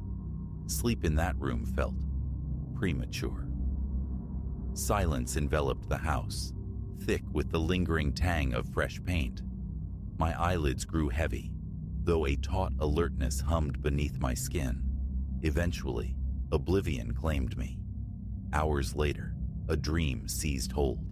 The walls, alive, contracting, pressing insistently against my shoulders. The acrid smell of paint intensified, suffocating. A crushing weight settled on my chest. Panic flared. I awoke with a gasp, forehead slick with sweat, hands icy. Staring blankly at the ceiling for a moment, I compelled myself upright. Creeping down the hallway, I paused, listening intently at the bedroom door. Silence. Turning the knob with excruciating slowness, I drew a breath and stepped inside. Darkness greeted me initially. Then, my eyes adjusted, discerning the familiar, unwelcome patterns. The lines were back, their dominion significantly expanded. They sprawled across the wall in complex map-like configurations, some tendrils snaking halfway towards the ceiling, their presence bolder, more defined than ever before. My pulse hammered a frantic rhythm, my throat constricted. No visible breach marred the paint's surface, yet the lines blazed through. Striving for composure, I nudged the window wider, allowing moonlight to spill inwards. A faint internal red phosphorescence traced select segments of the network. Nausea churned low in my belly. Fumbling in my toolbox, I retrieved a paint scraper, driven by a desperate need to understand. Surface stain, or something deeper. Pressing the blade gently against a minor section, I scraped. Paint flaked away, revealing the primer beneath. The scarlet lines persisted, seemingly etched into this layer too. Applying more pressure, I dug deeper, exposing the original paint from before my initial efforts. The lines were there as well. Straightening up, a cold tension gripped me. It defied logic, this staining through multiple strata, unless something within the wall itself was inexorably pushing outwards. Retreating, I closed the door firmly behind me, the unease too potent to remain. Every blink conjured the crimson patterns against the back of my eyelids. Fetching water from the kitchen, I paced the living room, thoughts racing.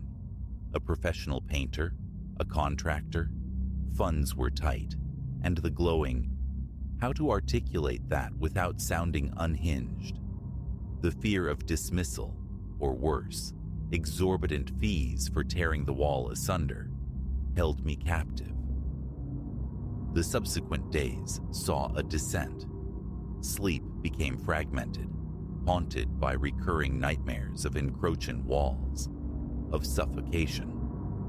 I'd wake repeatedly, drenched in sweat, limbs trembling at the mere thought of entering the bedroom. I attempted denial, hoping the marks might spontaneously regress, fade into oblivion.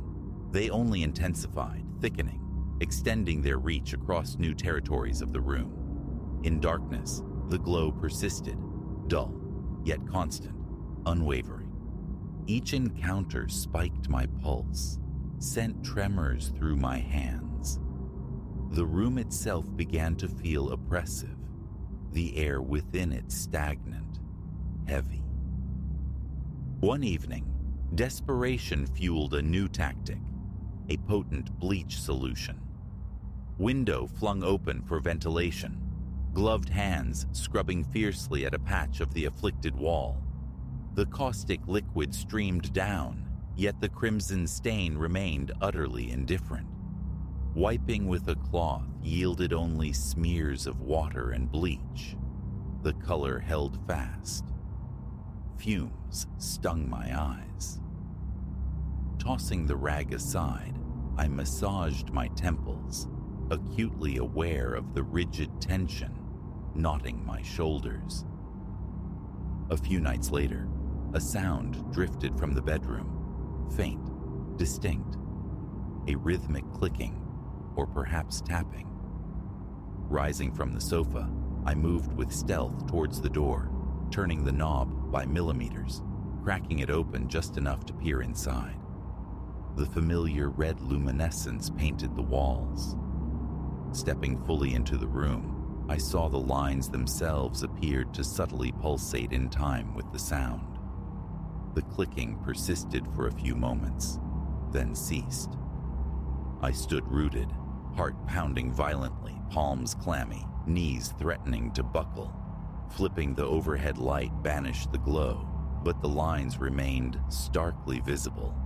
Tapping the wall with my knuckles produced only a solid, mundane thud. A ragged breath escaped me as I backed out once more. The nightmares intensified, acquiring a visceral horror. Red rivulets dripped from the walls in my dreams, touching my skin, cold and invasive. The crushing sensation on my chest grew unbearable, I feared I might truly expire in my sleep. Mornings began with shaky legs and a parched mouth. Headaches became constant companions, throbbing relentlessly for hours. Concentration at work evaporated. Evenings were spent either staring numbly at the sealed bedroom door or pacing the confines of the living room like a caged animal. One final, exhaustive attempt. A last stand against the encroaching strangeness. I would seal it, bury it beneath the thickest, most impermeable layers technology could offer. I spared no expense. Heavy-duty sealant, a new roller assembly, the most robust paint available. An entire Saturday sacrificed to the endeavor. Every square inch meticulously coated, sealed, painted, even the trim receiving obsessive attention. Windows remained open, circulating the potent chemical odors. For the initial hours, I watched, vigilant. Nothing. A fragile tendril of hope unfurled within me. My muscles unclenched fractionally. That evening, I managed to watch an entire film, the Crimson Spectre momentarily banished from my thoughts. Around midnight, a final check before contemplating sleep, perhaps even in the reclaimed room. Flashlight in hand, I moved through the hushed house. Pushing the door open, I swept the beam across the walls. Initial assessment, clear. Then, the light snagged on them, the outlines. The red lines had breached the defenses yet again, blazing through the new paint, the expensive sealant. They crisscrossed the surface in wild, chaotic geometries, brighter than ever before. My chest seized, breath hitched in my throat. Setting the flashlight on the dresser, I slapped the overhead switch. The lines remained, defiant, vibrant. A jolt, pure panic shot through me. My feet felt fused to the floorboards, eyes locked on the scarlet calligraphy, which seemed to shimmer, to writhe under my gaze. Forcing movement, I stepped forward, pressing my palm flat against one of the thicker lines near the corner. It felt distinctly warm. I snatched my hand back as if burned. A strangled gasp escaped me. Stumbling backward, eyes still fixed on the wall, I grabbed the flashlight, killed the overhead light, and fled the room. My hand trembled so violently, the flashlight beam danced erratically. Slamming the door shut, I leaned against it, breath tearing raggedly from my lungs, shirt clinging damply to my back, the frantic thudding of my heart echoing in my ears. Staying in the house, under these conditions, felt untenable. I sealed the bedroom door with packing tape, running strips along the entire frame, a flimsy, desperate ward against the unknown. Sleep, again, was sought on the sofa, proving fitful at best. The claustrophobic dream returned, wrenching me awake, gasping. My body ached with a bone-deep exhaustion. The following day passed in a haze of fatigue, limbs leaden, head pounding. Occasional checks behind the taped door confirmed the line's persistence, their faint glow mocking me from the dim interior. Avoidance became my strategy. Long drives after work, meals consumed in the anonymous solitude of my car, anything to delay returning home. Crossing the threshold each evening brought an immediate sense of oppressive weight. Even a sideways glance towards the bedroom door sent tremors through my hands.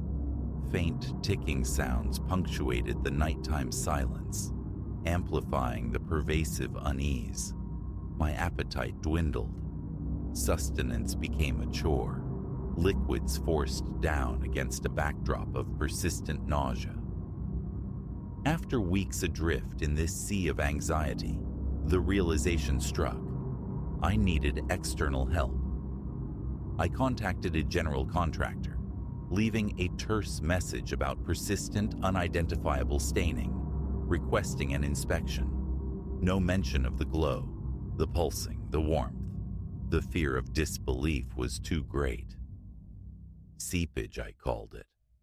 Some kind of intractable seepage.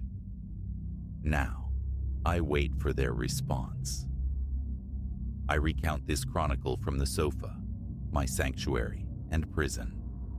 My eyes dart constantly towards the hallway, towards the taped barrier. Breathing feels shallow, effortful. My legs jitter uncontrollably. Relaxation is a foreign concept. Avoidance is unsustainable. Yet the thought of those crimson marks, their relentless resurgence through layer upon layer of paint, twists my gut into a cold knot. What transpires behind that sealed door at this very moment? Are the lines spreading still, crawling across the ceiling, branching beneath the floorboards? I recoil from the possibilities. I wait, suspended, hoping a professional eye, a practical hand, can dissect this anomaly, excise it. Sleep remains a scarce commodity, 3 or 4 hours snatched amidst the turmoil. My eyelids feel lined with sandpaper. My eyes burn. A persistent stiffness locks my neck. The house itself feels sentient, its plaster and wood pressing inwards. Sometimes, standing out in the yard, I gaze up at the bedroom window, discerning faint, intermittent flickers of red behind the curtains in the deep night. My chest tightens reflexively. A wave of weakness washes over my arms. The swiftness of this descent into powerlessness within my own home remains staggering. Right now, this telling, this articulation of the ordeal is my only anchor, a fragile attempt to regain some semblance of control. A soft sound emanates from beyond the hallway wall, that steady rhythmic tapping. It pauses, then resumes. My heart hammers against my ribs. A fine sheen of perspiration beads on my skin. I wipe my damp palms compulsively on my jeans. Trapped. I cannot enter that room, yet I cannot ignore its presence, its insistent wrongness. I am marooned in this waiting pattern. No discernible odor accompanies the phenomenon. No rot, no gas, no cloying scent of decay. Only this palpable heaviness, this weight that infiltrates my breath, settles deep in my core. A nagging, persistent sensation that refuses release. Questions swarm, unanswered, unanswerable perhaps. Will the contractors find a tangible cause within the walls? Or will they merely offer blank stares, baffled? How long can this state of siege endure? All I comprehend with certainty is that each attempt to conceal, to eradicate those red marks, provoked a fiercer resurgence. They returned stronger, brighter, spreading across the surface like a living entity, glowing with that dull, unnerving light in the nocturnal hours. I see them etched behind my closed eyelids. I feel their pressure in my chest as I try to rest. Safety has fled this room. Safety has fled this house. And that is the deepest terror. I am tense. I am restless. And I am waiting, hoping against hope that the walls do not finally succeed in closing in tonight.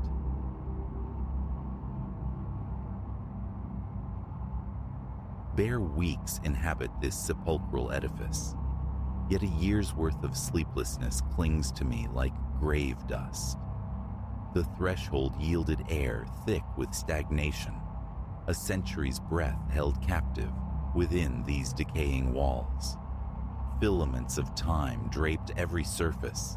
Floorboards groaned their ancient protest beneath even the ghost of a footfall. I sought refuge here, seduced by its cheapness, its profound isolation. Solitude, I'd convinced myself, was the cure. A conviction now fraying at the edges. My initial foray involved reclaiming the front parlor. My meager possessions arrived. A threadbare divan found its place. A solitary lamp cast a weak halo against the gloom. I wrestled dust from the floor, a futile attempt to impose welcome upon the unwelcoming. Yet, displacing furniture only unveiled deeper secrets. Intricate cobwebs spun like forgotten lace, sedimentary layers of grime huddling in shadowed corners. Exhaustion claimed me by day's end. Sinking onto the divan, eyes tracing the leprous patterns of peeling wallpaper, I deferred the house's full measure to another time. Within nights, the atmosphere curdled, a subtle shift, initially dismissed as the mind's mischief in profound quietude. This house sprawls, a labyrinth of chambers mostly void or cluttered with the detritus of lives long extinguished. A cramped study adjacent to the parlor, a kitchen breathing the persistent sigh of rotted timber, a dining hall presided over by a vast table and a discordant assembly of chairs. Above, 3 slumbering bedrooms, and below, the nadir, the cellar, a place eternally weeping. Regardless of the heaven's disposition, its flagstones glisten with perpetual damp. The walls exude a cold sweat. From this subterranean dark, an unsettling perfume ascended that first night.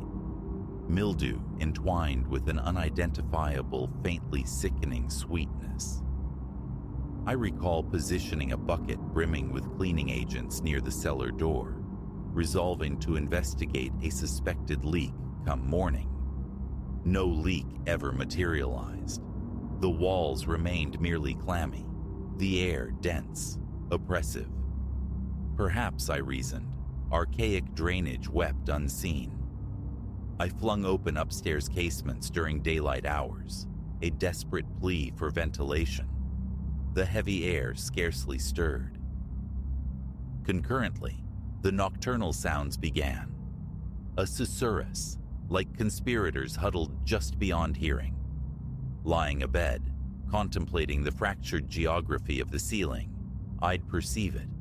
A collective murmuration, rising and falling in cadence with my accelerating pulse, yet never resolving into discernible language.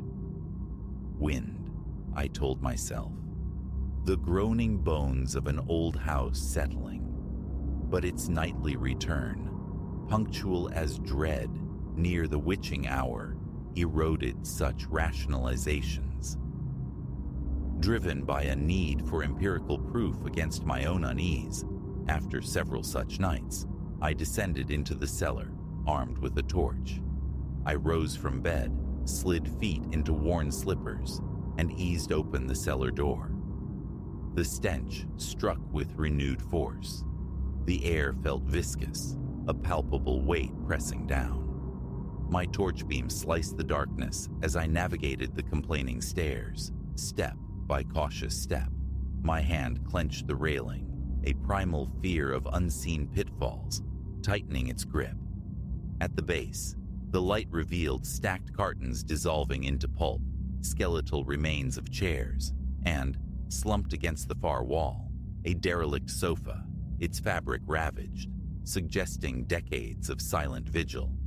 I swept the beam across every recess. The rhythmic drip of water echoed from some hidden recess, though its source remained elusive.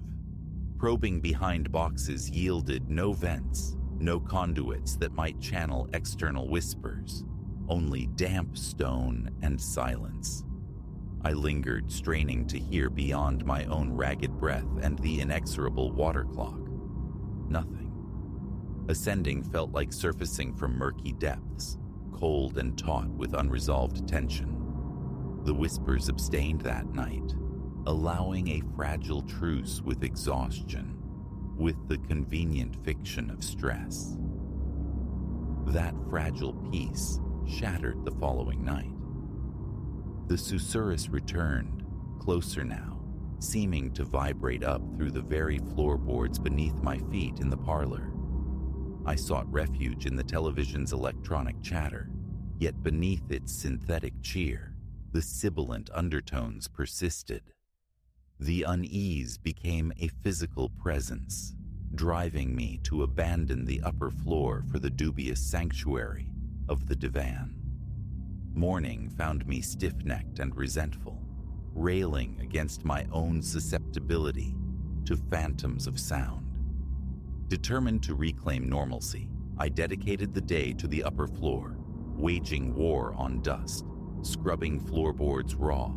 Forgotten newspapers, brittle with age, emerged from a bedroom's shadowed depths. I lacked the spirit to decipher their histories. Throughout, the sensation of being observed prickled at my nape. I'd whirl around, expecting an intruder framed in the doorway, only to find vacant air staring back. As twilight bled through the grimy windows, hunger surfaced, a neglected bodily need. In the kitchen, assembling a simple meal, my actions felt mechanical, overshadowed by the constant gravitational pull of my gaze towards the cellar door. Dread coiled in my gut, anticipating the nightly chorus. It was like awaiting a storm whose arrival was foretold in the very air. This night, the voices refused confinement below. I heard them, unmistakably, in the corridor near the main staircase. A knot tightened in my stomach. My hands began a fine tremor.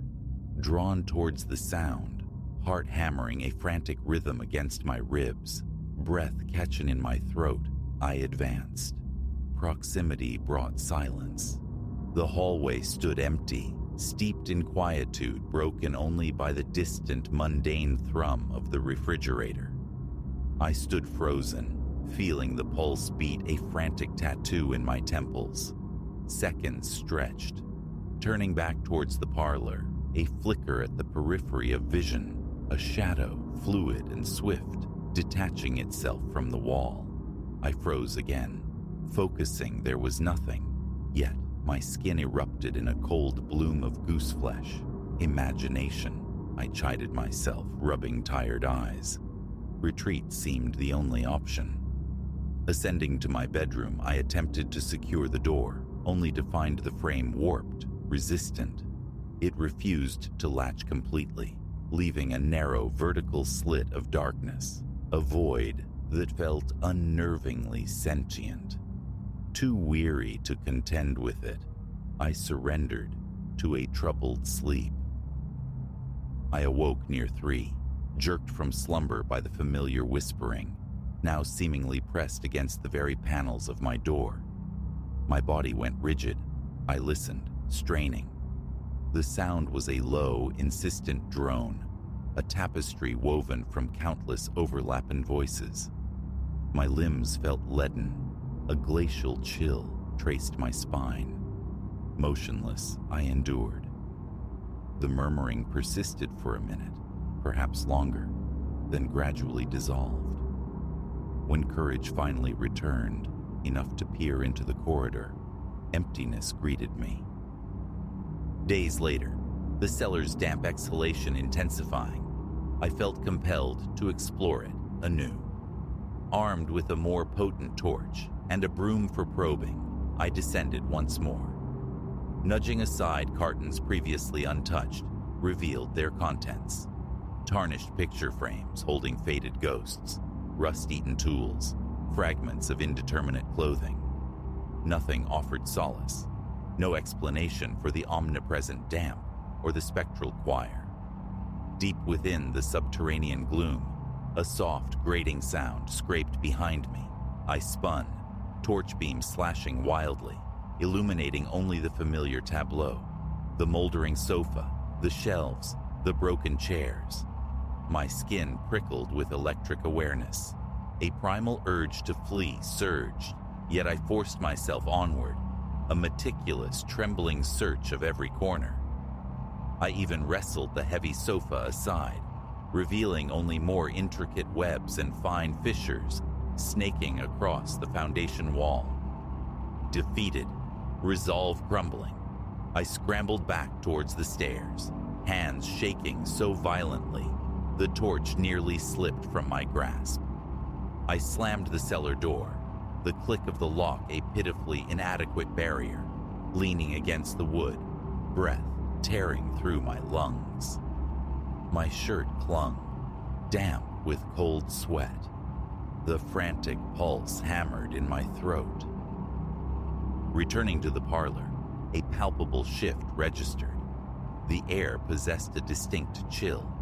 An elusive draft, source unknown, slithered through the room. Later, attempting distraction via a late-night program, the lights faltered, plunging the room into momentary blindness before sputtering back to life. A jolt, sharp as electricity, shot through my chest. Rising, poised to investigate the circuit breaker, I felt it, an undeniable presence inches behind me, its focus intent. The fine hairs on my arms lifted. My mouth turned to dust. I whirled, finding only emptiness. Yet the sensation lingered, tangible as breath. Heart galloping, I retreated to the kitchen, gripping the counter's edge, forcing deep, steadying breaths. Logic offered no quarter to this feeling, yet its grip was absolute. The following day became an exercise in defiant motion, replacing defunct bulbs, hauling a fractured chair to the exterior refuse pile, flinging every possible window open to the indifferent air. Music spilled from my phone, a thin shield against the pervasive silence. Yet, persistently, movement flickered at the edge of sight. Each direct look confirmed nothing but empty space, yet each instance left my palms slick, my breath shallow. I found myself habitually wiping my hands on my jeans, muttering reassurances about frayed nerves. Evening necessitated another confrontation with the cellar. The specter of pooling water demanded investigation. Opening the door unleashed the faint, insidious hum of those voices. I held my breath, listening. Just beneath the threshold of audibility, a constant subliminal drone. My legs felt strangely unreliable, but I descended. The torch flickered erratically. I tapped it against my palm, praying the batteries held. The miasma was thicker, fouler, damp earth commingled with something acrid. Picking my way around the debris, I sought the locus of the sound. The further I ventured, the more pronounced the subtle vibration became through the soles of my shoes, as if the house itself were humming a low, resonant frequency. My beam interrogated the weeping walls, seeking any aperture, any fissure that might admit external sound. Nothing beyond the universal dampness seemed amiss. Crouching, I pressed my ear to the cold stone. A faint tremor resonated, ambiguous, perhaps merely the echo of my own internal turmoil. Then, a sharp clatter erupted behind me, metal striking concrete. I leaped upright, spinning, torch finding a rusted screwdriver lying starkly on the floor. It must have tumbled from a precarious perch on the shelves. My heart seized, breath catching high in my chest. Escape. Now. I lurched towards the stairs, stumbling on the bottom step, knee cracking against the riser's edge. A choked cry escaped me. Scrabbling upwards, I flung the door shut, the lock clicking home with frantic finality. Upstairs, I limped to the divan, nursing my bruised knee. The physical pain was a dull counterpoint to the frantic percussion in my chest. Reality felt thin, porous. The urge to call someone, anyone, warred with the stark fact of my isolation in this new place.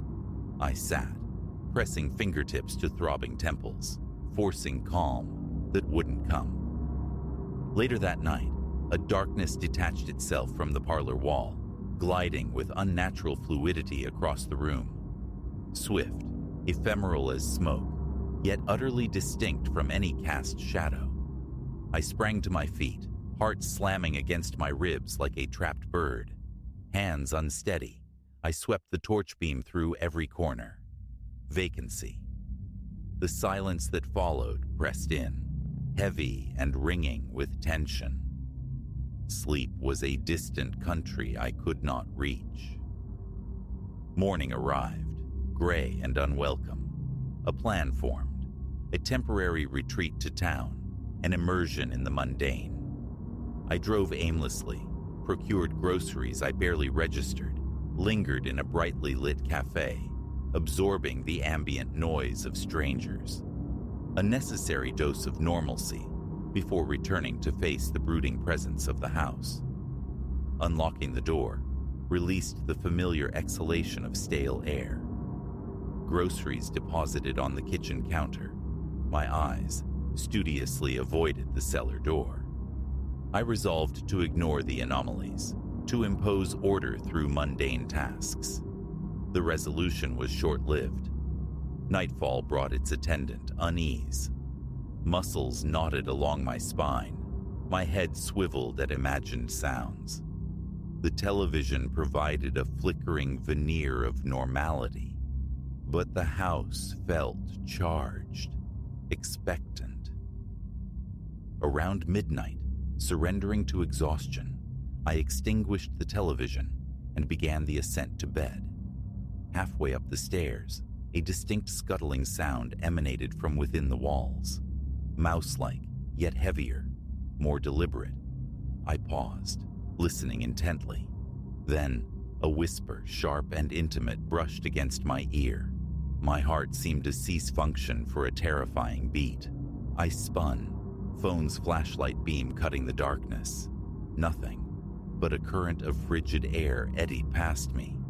Panic propelled me the rest of the way. I bolted into my bedroom, slamming the door, the warped frame still preventing a true seal. Sleep remained elusive. Hours crawled by. Then, the unmistakable creak of floorboards outside my door. Slow, measured, footsteps. Breath held captive, I stared at the door, eyes fixed on the dark slit beneath, anticipating a shadow, a flicker of movement.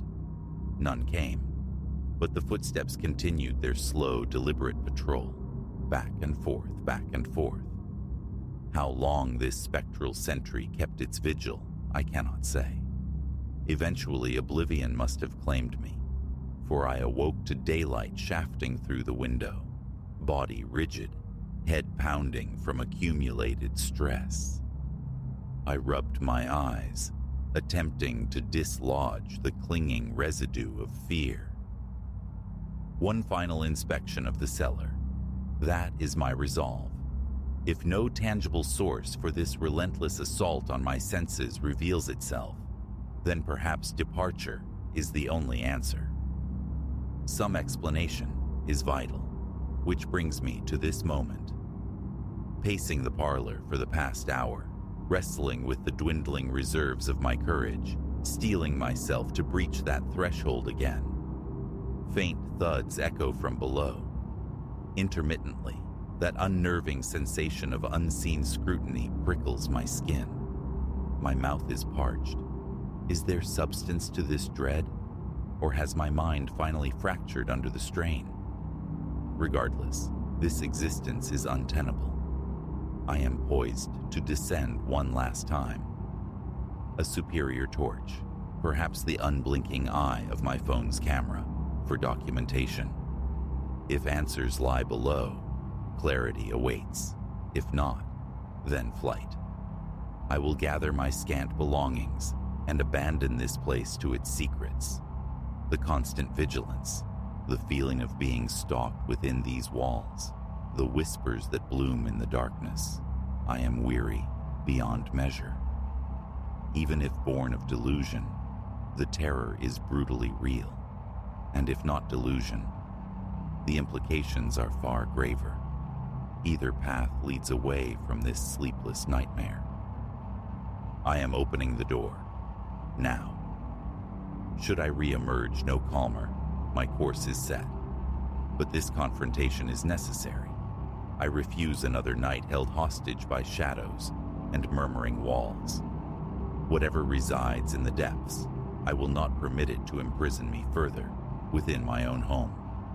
It is time to face it, though the confrontation may yield nothing more than damp concrete and broken cartons. Certainty, even of emptiness, is preferable to this gnawing ambiguity. So, downward I go. If the voices commence this time, I will be listening. I am descending now. I can only hope that upon my return, the feeling of unseen breath upon my neck will finally cease.